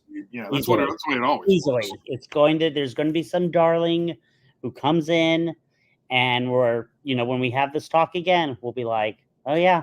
Well, because a lot happens, Josh. There's injuries, there's trades, there's all sorts of stuff that happens that you don't expect. So like Derek said, this is a way too early. Way too early. And now that we've covered that, folks, we look forward to seeing you in, what's mid-season? November? Yeah, October, November. We'll do this all over again. We'll really try to give you our picks. But I'm sure we'll be talking about that in the opener, and there'll be a lot more football coming up here. We got our Super Bowl picks? Super Bowl picks? I already said mine. Oh, yeah. All right. Mine's Kansas City. Okay. I think we're going to get the 3-peat. All right. So too. Kansas City. There it is. See, it gets boring when you get to the end of this because it's just Patrick Mahomes again. All right. Well, he's the most elite quarterback right now. And you've got probably the best coach in the NFL, and now you've got a roster where you can actually throw the football down the field. It's scary. Yeah. That doesn't make it enjoyable for me. All right. Yeah, but if the Niners won every year, that'd be enjoyable to you. So yes, duh. If the Dolphins won every year, that'd be enjoyable to you too. Yeah, right. Make it past the first round for crying out loud. Jesus. Let's move on to the final topic of the evening because this one's going to take a while. So let's get cracking. We are here to talk about our top 5 movies, which we said we would do. Yes. This was very hard, and I probably could change this list any given day of the week. But I went with the ones I thought would be on there probably most of the time. So that's where we went here. We will start with honorable mentions, though, and we have 2 for each of us. Why don't we get going? Boy, this is going to be interesting. Our top 5 movies and our honorable mentions. Josh, why don't you kick us off this time? Ooh, my 2 honorable mentions. Well, Derek, you kind of know this. Bob does not. And by the way, for me, each one of my friends here might have a different opinion of why their movie is in the top 5, their honorable mentions. For me, the main reason is something I can watch over and over again and love it every time. One of them, Top Gun Maverick. Love that movie. Love what they did. There was no woke with it. It was just straight. It was, to me, could be better than the first one. We always talk about the favorite scenes. There's 2 that I can watch over and over again. The one where Tom Cruise goes into the bar and, Rooster is singing and everything. And then they're calling him old man and they don't know who he is. And the very next scene, he's their coach. Mm-hmm. He walks in and they all look and they're like, and then when he's doing the airplane scene and everything and shooting and they're all having to do push-ups, excuse me. So love that movie. Love that movie. I think even Bob at one time said it's Americana. It's great. It's phenomenal. Awesome. My next one is oh God, I love this movie. I told Derek about it the other day. You Don't Mess with the Zohan. The Adam Sandler movie. I love it. Okay. It's just something I've always loved. It's my favorite Adam Sandler movie. I can watch it over and over again. You like that one, Ahead of the Water Boy? Disco. Oh, yeah. Disco. Yeah. Disco. Dude. Happy Gilmore bust, brother. Sorry. Oh, I'm sorry. there were so many funny things of that movie. Even the wedding singer's better. I just want to be silky smooth. I love it. Yikes. Love it. Those are my honorable mentions. All right. Clearly some disagreements on our side, but it's your list, Josh. Go ahead, yes. Bob. Your honorable mentions, please. All right. So I got to say that for my top 5 and my honorable mentions, and even the ones right below my honorable mentions, just depending on what day of the week that it is and what day of the year, they could be flipped around because literally. So let me tell you the 3 that didn't make my list real quick. I'm just going to name them off. Mm-hmm. Top Gun Maverick, Braveheart, and The Matrix. Those are all films that I have liked. And at one point, they were up in my top 5. At one point, Braveheart was my favorite movie of all time. And then as I've seen others recently and stuff like that, my list has kind of changed. So my honorable mentions, numbers, for number 7, I've got Batman Begins. This is the only comic book movie I have on my list. What? I love this movie. Wow. I think that it is my favorite it's my favorite of the Batman movies. Now, I do think that The Dark Knight is a better film. I just happen to like Batman Begins more. I like the origin story. See, Josh, I do like origin stories. I've never loved you more than I do right now. I like the origin story, but it's got so many scenes I think that are memorable. I love, the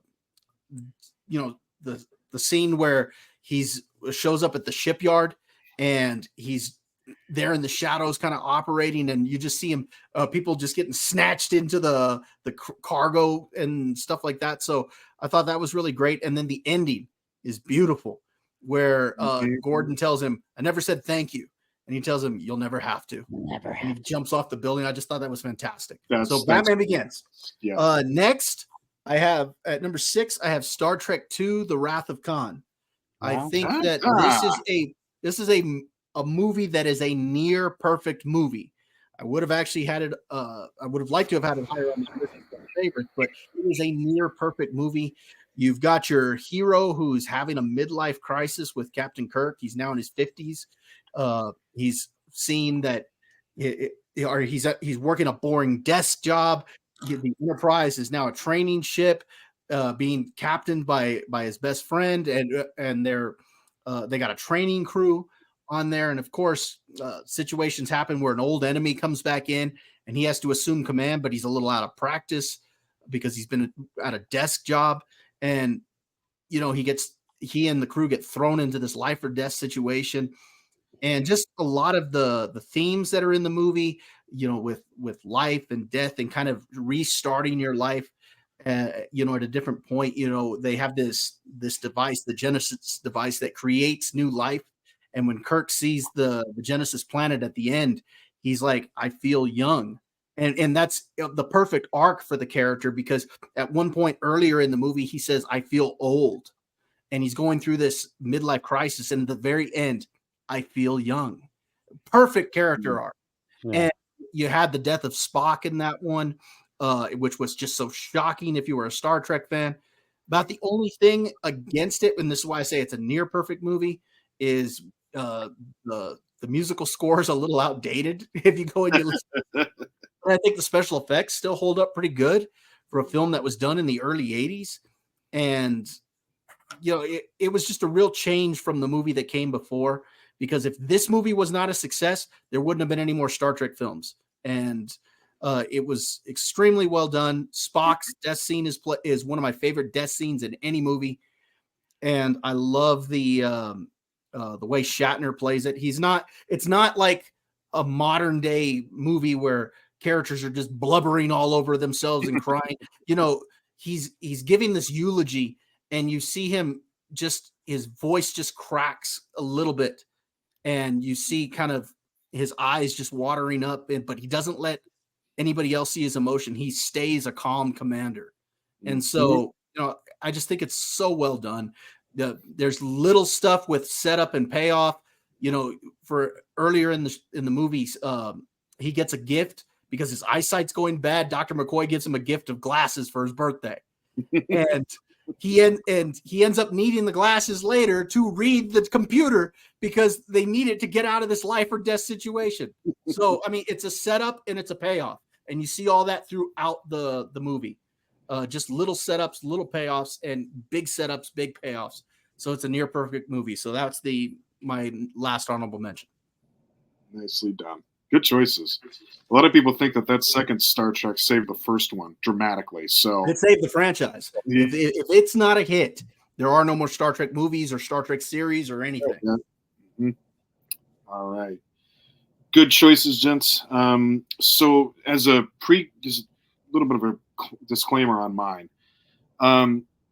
You're probably not going to get too much from me on the 80s and the 90s side of the house with this. And it's not that I can't go back and love plenty of movies from that time.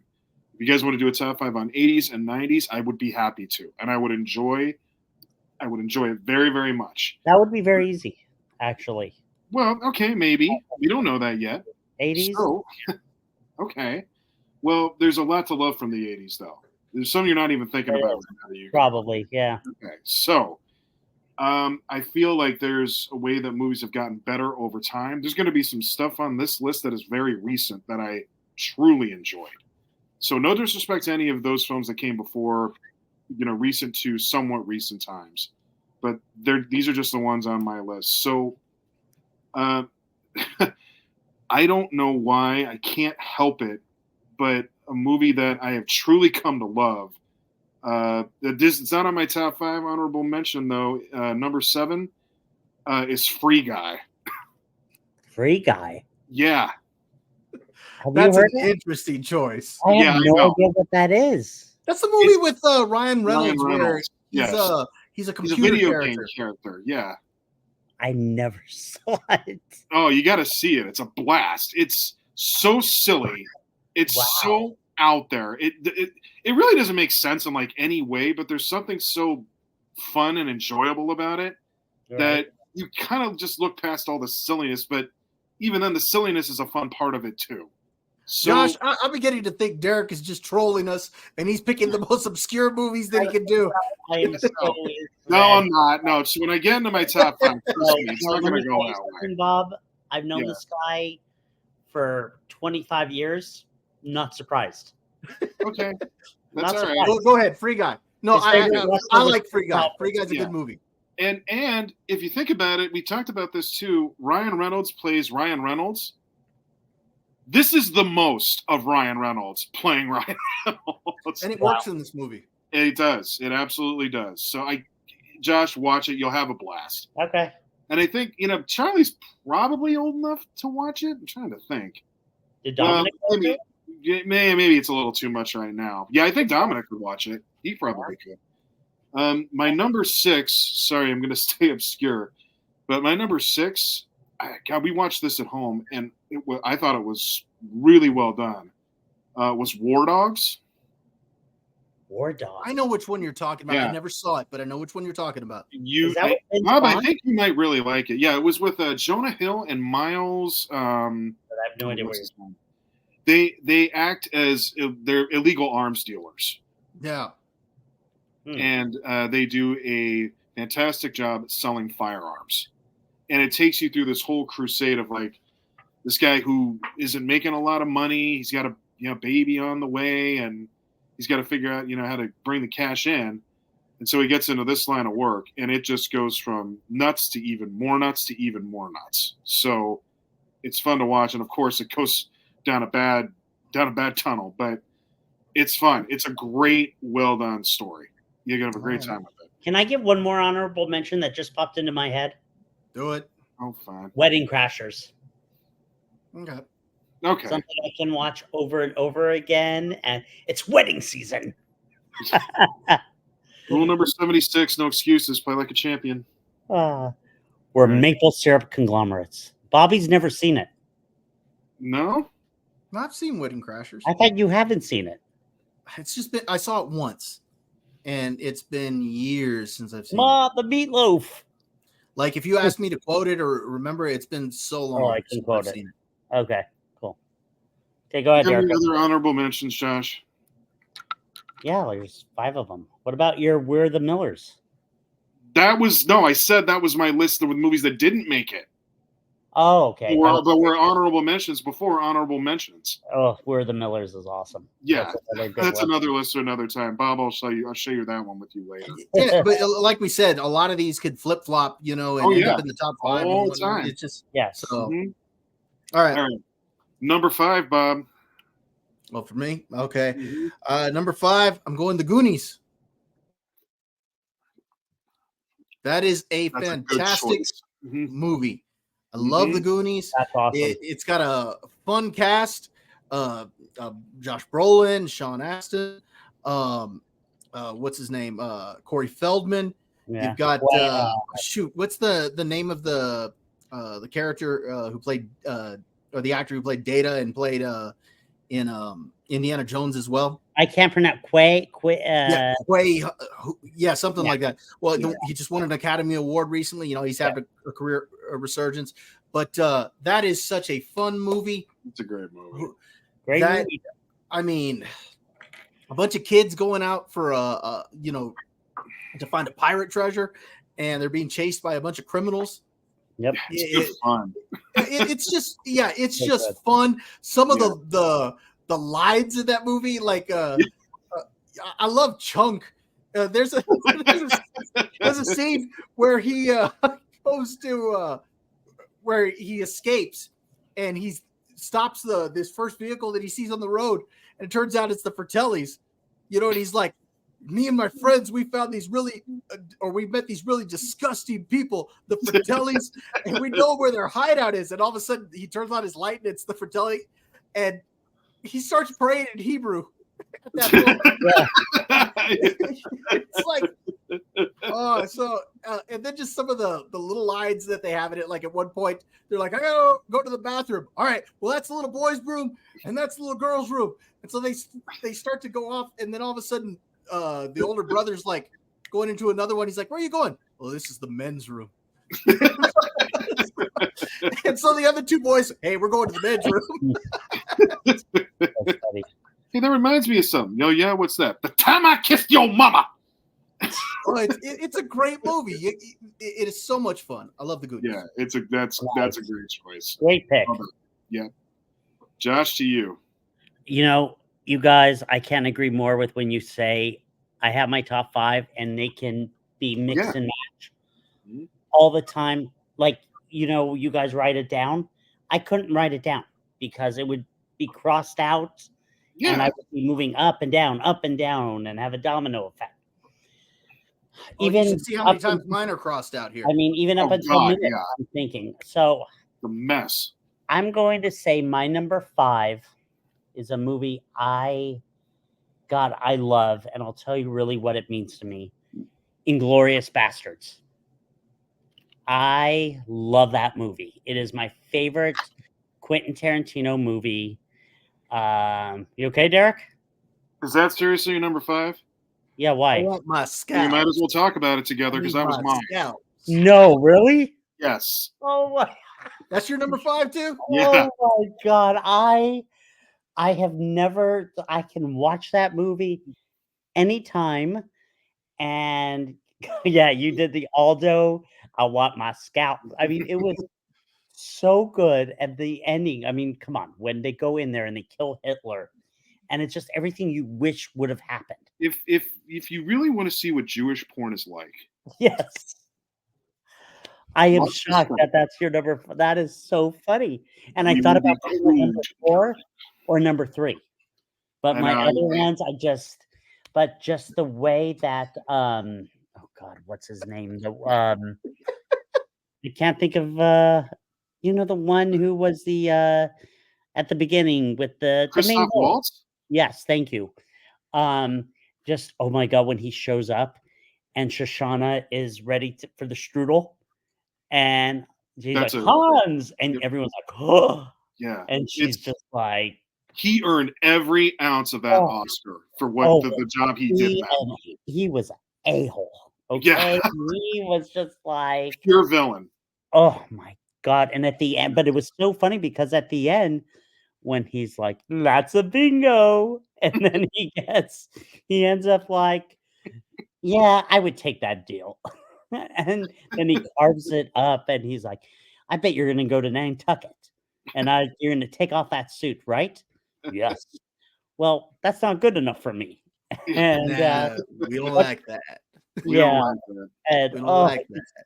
Mhm. it is. I mean, Bob knows. Like, I love that movie, and I mean, at times, who knows? It could be my number 1. I don't know, but tonight, it's my number 5. You know, the other scene that's great in that is the scene where they're in the bar and he Oh, turns around and he says, I need 3 glasses. Yep. Yes, Because he's This is 3. Yeah. Yep. yes. That's And one of the that's- best lines. That's one of the best lines in cinematic history is when that British guy goes, well, if this is to be it, oh boy, then I hope you won't mind if I go out speaking to kings. There's a special place in hell reserved for men who deny aged scotch. Hey, as good of a line as that is, there's an even better one in that movie. What's that? Huh. Gorlami. Gorlami. Oh my God! It's such a good movie, and I love that. It's great. Take We your didn't- wiener schnitzel licking finger and point them out here on this map. Because if and you we don't, didn't talk we're about. getting the bear Jew. Oh my God! When he's like, "F you, Jew bear." Oh, I'm tickled to pink that you said that. This is the closest we ever get to going to the movies. Donnie! Yeah? Yeah, you hear him from the cave. Yeah. Yeah. Man wants to die for country. Oblige him. I love it. It's so good. And we It's didn't so even good. talk about like, do you think that the one who shot everyone, the who was in love with Shoshana? Oh, the French guy? The French- the black Yeah. the black man, yeah. No, not the black guy. The guy who they did the film after. Oh yeah. The Nazi. Yeah.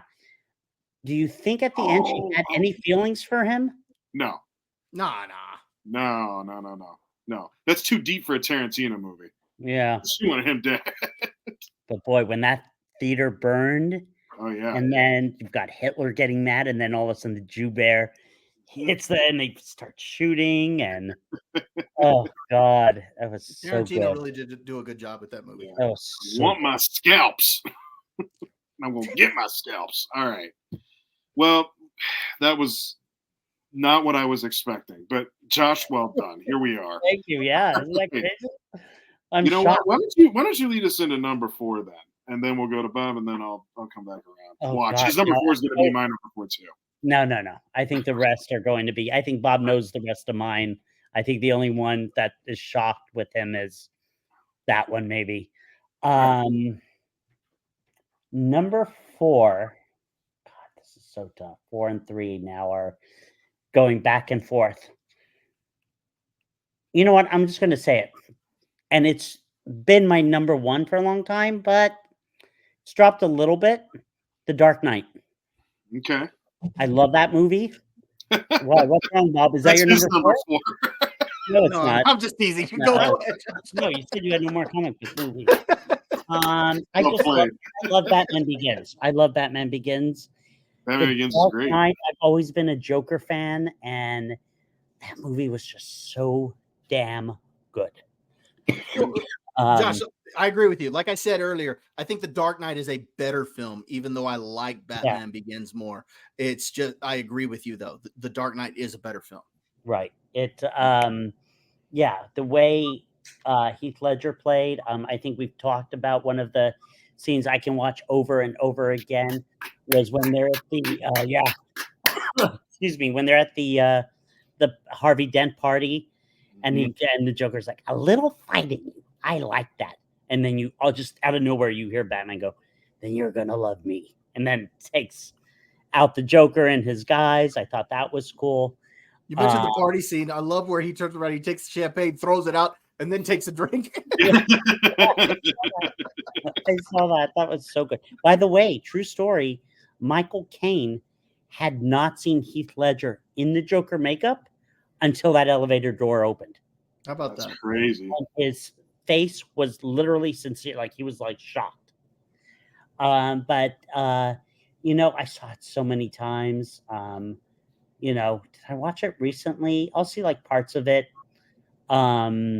Just it was such a different movie, and I mean, it's just amazing movie. That was good. That was a good choice indeed. Yeah. To you, sir. Number 4 for me is Rocky 4. Aha. Wow, really? All right. So, for how could you not love this movie? You got Rocky facing off against the Soviet Union, and he single-handedly ends the Cold War. And Just himself. That's it. Yeah, you've got good versus evil, USA versus Soviet Union. You've got the traditional archetypes. Rocky's got a white mouthpiece. Well, Drago's got a black mouthpiece. So you got light and darkness. You have nature versus technology with the training where Rocky's out there training, in the woods and chopping down trees while, and, carrying them through the snow. And while you've got Drago turning around getting juiced up, and you've got Rocky literally climbs up a mountain. No pain. Scream out Drago. No pain.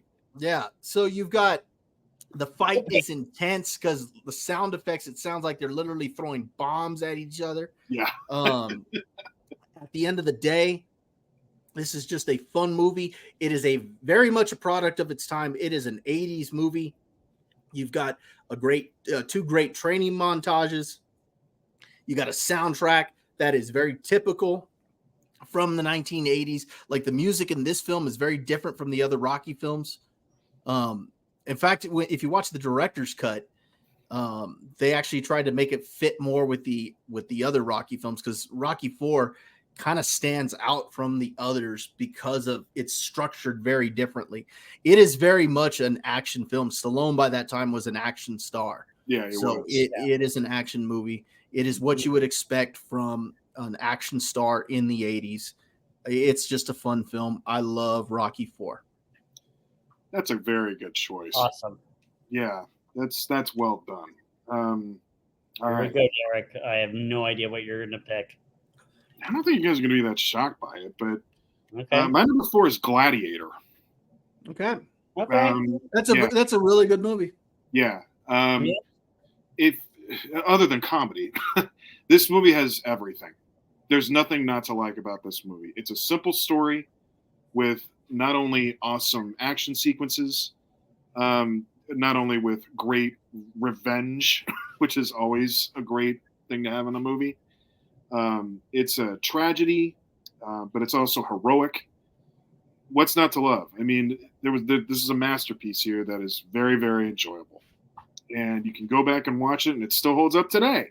It's one of the best parts about it. There's anytime this movie is on, I can't help but it's one of those few where if I don't go looking for it and I see it on TV, I'm not leaving the couch. I'm finishing it. I don't care where, I don't care how far into it we are. So that's my number 4. All right. Okay. We are at number 3. Bob, to you this time. This is the only film that when we did our trailers that I said would be on this list. Yeah. And that was Interstellar for me. I love this Wow. movie. What's not to like? You've got Christopher Nolan as the director. You've got them out in space. You've got Matthew McConaughey, Anne Hathaway. Jessica Chastain, Matt Damon. It's got a great cast. It's just it's an intense movie, despite the fact that there's really not a whole lot of action sequences or anything like that. Like, probably the most intense action sequence, it begins where Matt Damon tries to maroon Matthew McConaughey and Anne Hathaway, and you see them get into a fight. And then, of course, the docking sequence where Matthew McConaughey is trying to dock the rover that they've got, or Ranger that they've got, with the main ship. I think that's an intense scene, and that just leads to some intense moments from there out. But again, it's not like an action movie. It's just very intense. I went and saw that movie like at 11 o'clock at night. I'd gotten off of work. I was never tired. No. And yet I did not get tired or start to fall asleep or anything during that movie. I was drawn into it. It's a really good movie. I know it's probably not considered one of Christopher Nolan's best. There are others that are considered better. Obviously, The Dark Knight. He won the award for Oppenheimer. I would argue that Inception is better than Interstellar. I just happen to really like Interstellar, so that's my number 3. Christopher Nolan is almost like a flawless when he makes his. He rarely ever makes mistakes. His stuff is really on point. Yep. And like, even his, like, it's kind of like Cobra Kai. Like, even his stuff is good. You won't be disappointed. Yeah. Good choice, Bob. Nice one. Josh, to you. My number 3 movie is the one that started it all, the original Iron Man. God, I love that movie. I love that movie. I can watch it again and again and again. Loved Robert Downey Jr. in that movie. Such great storytelling. And I really did not remember anything about Iron Man growing up. I'm sure I saw him in the cartoons, but nothing ever registered. But by God, this movie registered with me right away. I mean, just the confidence he had, and, where he's like, yeah, I can fly. And it just was so, it was confidence building. Loved Jeff Bridges in it as Obadiah Stane. He just was like, the way he would get close to someone, and he's like, I'm here for you. Like, I was shocked. I didn't realize that he was like the villain, really. It didn't, it's because, again, I didn't know a lot about it. I loved Robert Downey Jr. with Jensen and how their chemistry was. Him and Pepper Potts. God, just so many scenes, him breaking out of the cave and seeing that's a great sequence. That is fantastic. Fire. Yeah. And he's like, my turn. And boom, sets everything up. And then the scene that my Charlie May and I joke around all the time is, how was the fun V? Because there was, and I still liked Terrence Howard. I really liked him. I was kind of bummed that, and I'm a Don Cheadle fan, but I really liked Terrence Howard. And it was just so funny when they had that comedic performance. Excuse me. And Robert Downey says, I'm sorry, this is the fun V. And you can go, and here's Robert Downey wandering through the desert. He's dehydrated. He is exhausted. He's been, for 3 months? Held captive, and falls down, and here comes Rhodey, Terrence Howard, and instead of saying, oh my God, thank God you're okay, how is the fun V? Something Derek would say to me, like, hands down, Derek would be like, no, there's no compassion. You like that? And it was so good. It was just, I love the look of his house. I thought that's the coolest looking house overlooking Malibu. I love that movie. It's my top. It's 3. It's 3. Yep. It'll probably stay 3 for me. So that's mine. I tend to believe that Iron Man kind of caught people by surprise. I think there was so much hype for The Dark Knight that they didn't see that one coming. No. And everybody was so pleasantly surprised by that because I don't think there were any expectations around it, that it just hit a home run. People got really excited about it. So that and Ant-Man. Ant-Man, it's not a top 5 for me, but Ant-Man 2 shocked everybody. Yeah, it did. It was not expected to do like people were just like, really this? And Yeah. sure enough, they put a good movie together. Yeah, exactly. Okay. Well, my number 3, my last 2 are probably aren't going to be a surprise, but this number 3 I'm sure will be, and I'm going back into obscure territory here. Uh-oh. My number 3 is a movie called Collateral. I know that's a good movie. Yeah, I do know that one. It is psychology at its best. Have you seen this, Josh? Who's in it? Tom Cruise and Jamie Foxx. Oh God, I don't think so. Okay, it's about a hitman who basically takes a cab driver hostage. Tom Cruise is the hitman. Yes, I know which one you're talking about. Yes. The acting and the psychology and the thrill of all of it and the story that you go on is awesome. Yes. And I didn't like the idea, like, there's something about Tom Cruise, like, when I first looked at him that annoyed me. And then I watched it and I'm like, this just blew my mind. It hit me out of nowhere and I had a ball. I forgot that Javier Bardem is actually in that movie until you finally see him. And I love the scene when Jamie Foxx finally just stops caring and hits the gas real hard. And Tom Cruise is in the back telling him to stop, and as the gun is in, he goes, "Shoot me. Go ahead." And it's like one of the best 2 minutes in film for me. It's so good. So captivating.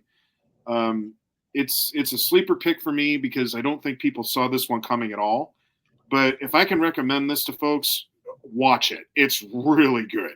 It's a lot of fun too. So that is mine. All right, so that's number 3. All right, number 2. Who went first? I think it's my turn. You can go. Yeah. You go. Do it. I'm going to say my number 2 is, I said Iron Man started it all. My number 2 ended it all. Endgame. I love that movie.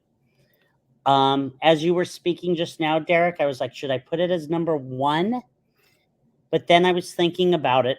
Reason I don't have it as number 1 are just the 2 scenes. With number 1 that I don't like is Black Widow dying, and I don't like Tony Stark dying. Other than that, I love that movie.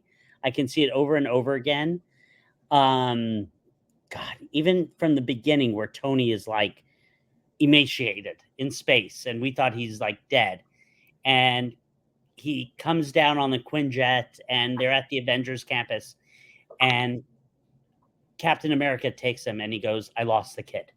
Like, that's the first thing Tony says. And I thought that was such a cool thing.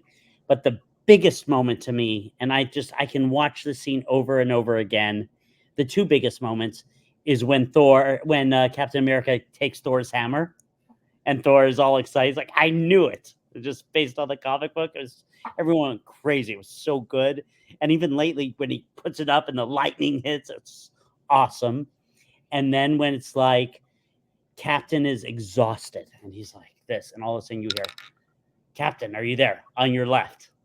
And then everybody just starts appearing.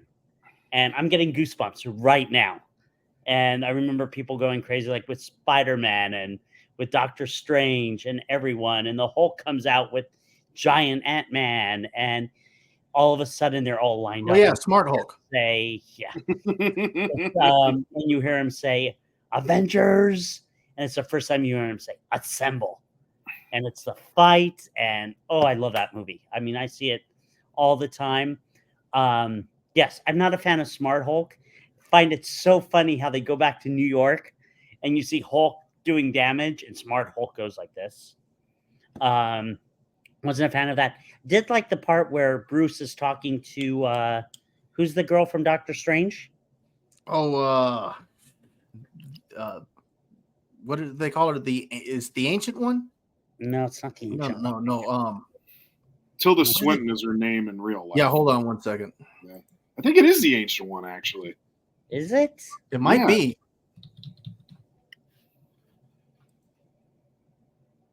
Yeah, the Ancient One. I was right.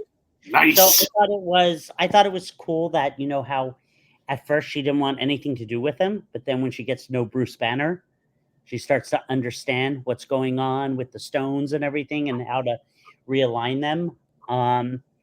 Another thing, it just was like Bobby and I said, if they never made another Marvel movie again, we would have been fine with, because it was such a good ending, and it just had they did everything right. They did everything right. Do I wish Tony Stark didn't die? Yeah, I really wish that didn't happen, but it is what it is. It's my second favorite movie. You and your Robert Downey Jr. Just move on. I know.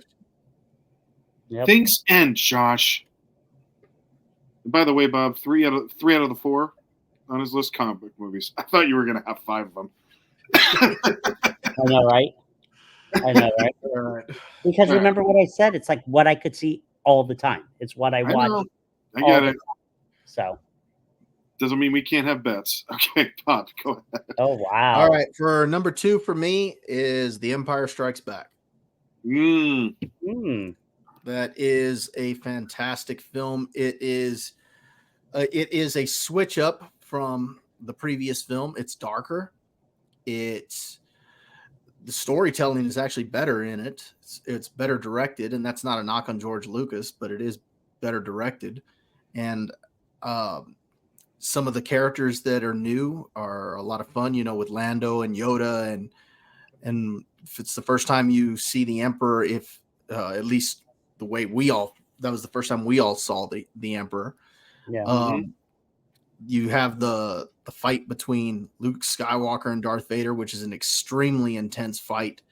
Yeah. And because Luke is coming at it trying to take out a guy who he believed killed his father. And then of course to find out that he is in fact his father, and to leave on that cliffhanger.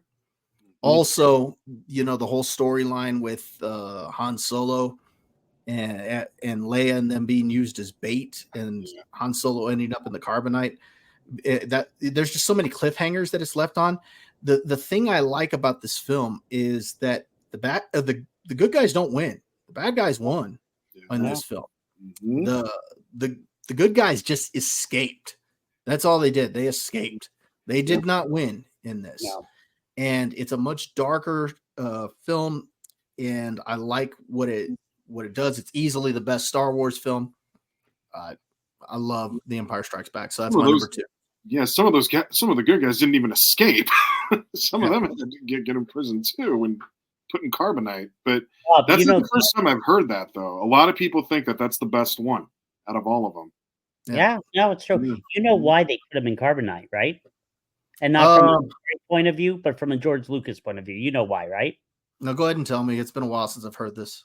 Basically, they said that they didn't think Harrison Ford would return for a third film. No, yeah, that I heard. So they basically said that let's put him in the carbonite, and if basically he wasn't by doing it the way they did, it left it open in case he did return. He did, because he had he had not signed a contract yet for the third one. Well, yeah, he wanted to die in The Empire Strikes Back.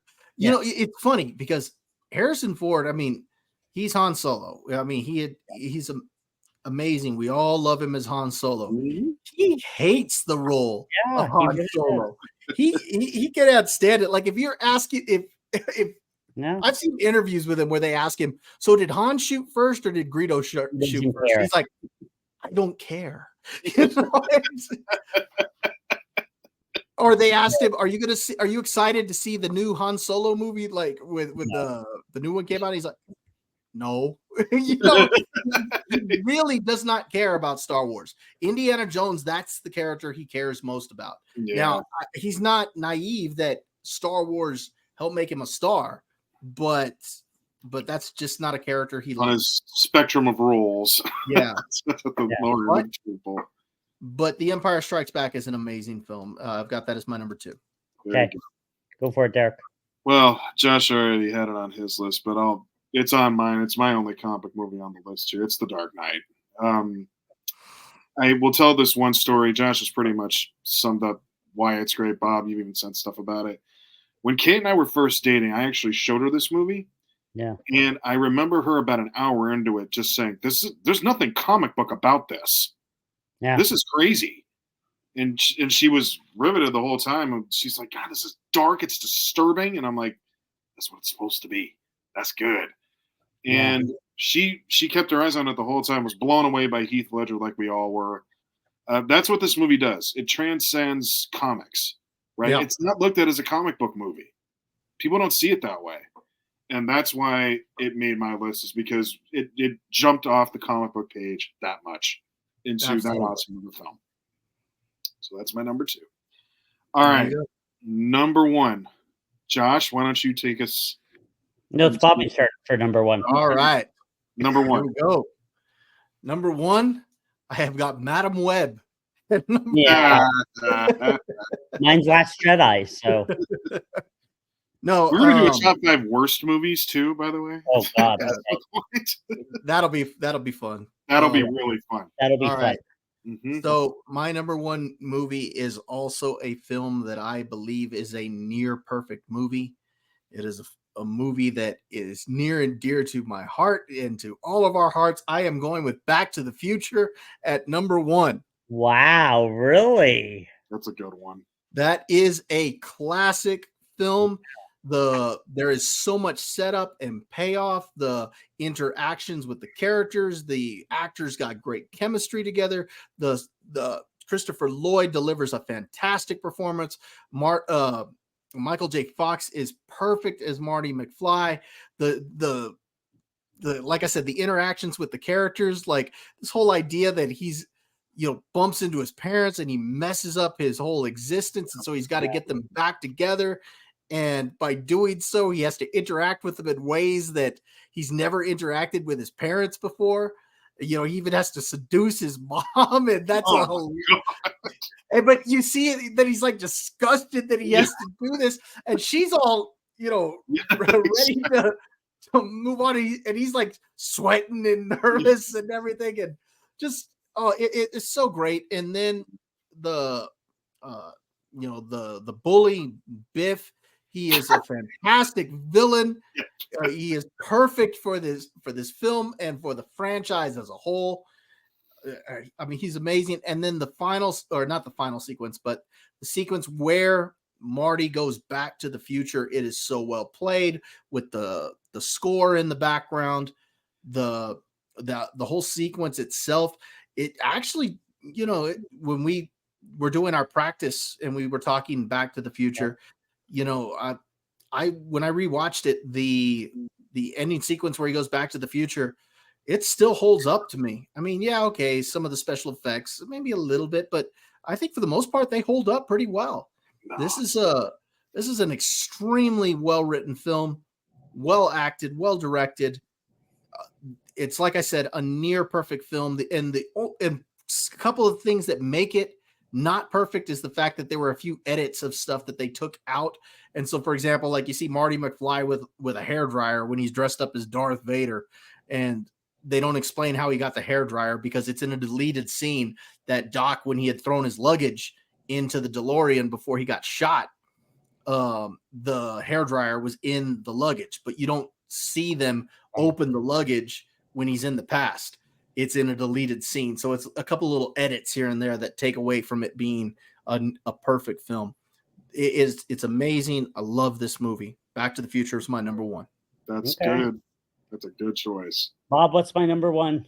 Go ahead and say it. Man of Steel. Seriously, take a guess. I'm curious if you get it. All right. I was going to say Revenge of the Sith. Yep.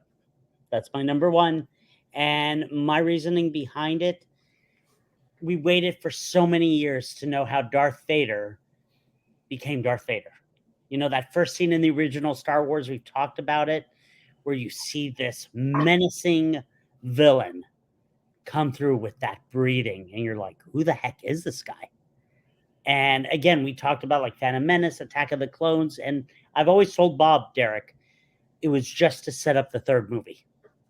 They weren't great, but it was to set up the third movie. And just the way that, I saw that movie so many times.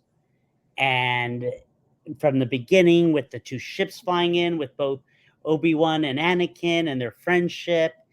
And then when Obi-Wan realizes it's done, and they have that amazing fight. And then you see Yoda against Sidious. And you see Sidious against Mace Windu. And you just see this darkness and the end of the Jedi, if you think about it. And they become public enemy number one. Yeah. And even I remember seeing it. And my mother, who wasn't a Star Wars fan, but would see all of them with me, was like, oh my God, this bridges the gap with Revenge of the Sith and the original Star Wars. Like, it made sense. And, you know, at the end with Vader, when you can tell the pain he's in the suit and worried about Padme, and then, you know, it's like he screams. And then even when they fly him in, when he's injured, and I don't even know if I've told you this, Bob, where you have the lightning and the rain. Oh yeah, it's great. Like getting ready to create Frankenstein. Oh, it's perfect. That's what it is. It's creating Frankenstein. Mm-hmm. And then when you see him on the Star Destroyer looking at, Bobby and I are going to say one of the Death Stars because we don't know, because that one looked close to being complete, you know. And then George Lucas said they had maintenance issues. Yeah, that's what he said. Yeah, for 20 years apparently. And then at the end with, you know, Owen and Beru with Luke, baby Luke, looking at the twin sons on Tatooine. And yeah, I just love that movie. And again, it was close between that and Endgame, but there were just certain things for me. Revenge of the Sith had to do with a culmination of everything. And you saw the volcano. You know, people were curious. We talked about trailers, and this was one of my trailers. And when we saw the volcanic planet, Mustafar, and we're like, oh, okay, the rumors are true, you know, because they always said growing up, right, Bob? They always said that Vader fell into like a volcano, you know? Yeah. And we weren't sure. You're not sure because George Lucas didn't do it. But when you saw that volcanic planet, you're like, okay, now we know.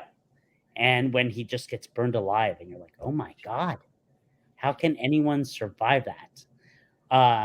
So yeah, that's my number one. Derek, I knew it would be that over Endgame. And yeah, the reason why I knew that, Derek, is because he watched The Acolyte. So he needed to wash the bad taste out of his mouth. He needed so to he cleanse. Remember the good times. Yes, exactly. Those were the days. And I mean, honestly, I'm close with Empire Strikes Back. Like with Bob saying, like I'm kind of like it's a good start. I can't really like. I don't know which I mean, Revenge of the Sith. I think because of Vader and the whole story. But go ahead, Derek. All right. First of all, Return of the Jedi is probably my favorite out of the six there. So I just wanted to rehash that. But in terms of my number one, Josh, you had it as one of your honorable mentions there. It's Top Gun Maverick. Wow, that's cool. Okay, here's why. It's not just about how good that movie is. It's about what time that movie represents. Yes. Think about this. COVID. This is during a time, yes, when it was supposed to be released, but then COVID happens and everything is shut down. Yeah. We don't know exactly when things are going to reopen. It was a very scary time there for a minute where no one knew it was on the horizon. And Tom Cruise said, nope, we're holding out. We're going to get back. There's going to be a time for it. We're going to wait. This needs to be seen in the theaters. Right. And when you went and saw that movie in the theaters, you realize exactly why he did that. Yeah. And in that movie, it's one where a house doesn't have to be divided. We're not here for politics. People can get on board, you know, with whatever side of the aisle you're on. It's meant to be enjoyable for everybody. And it was meant to be in theaters to be watched that way because it had been forever. So when you finally see that movie, it makes you feel good about how we got out of that. And that's what we were given as our gift of getting through all that. And it means a lot, really, if you think about where we were in history at that point. So not only is it a great movie, but I love what it stands for. And that's why it's my number one. Excellent choice. Yeah. All right. Cool. That was a good list from everybody involved here. Very good. Again, folks, feel free to comment if you got any thoughts on what your top 5 are. We would love to hear from you. Yep. And with that, gentlemen, what do you say we sign off for the night? Let's do some social media. Josh, you first. You can find me on Facebook. You can find me on Instagram, on TikTok, on LinkedIn. I'm the family man of the Valley. I'm a realtor here in Southern California. Thinking of buying or selling homes. Please keep me in mind. Bob, to you. All right, you can find me here on YouTube, over at my channel. The easiest way to find me is at Bob Loves Movies, all one word, or Was It Good? Bob Loves Movies. We'll have the link below. You can also find me on Criticless and on X as well. All right. And I'm going to go back and watch some movies from the 50s and 60s and feel old like I should. I will be on LinkedIn and Facebook, of course. With that, that was a heck of an episode. We got to talk about a lot we enjoyed. So we'd love to hear from you if you guys enjoyed it as well. Gentlemen, let's sign off for the evening. Have a great night. Have a great night. Guys. Yep. You too.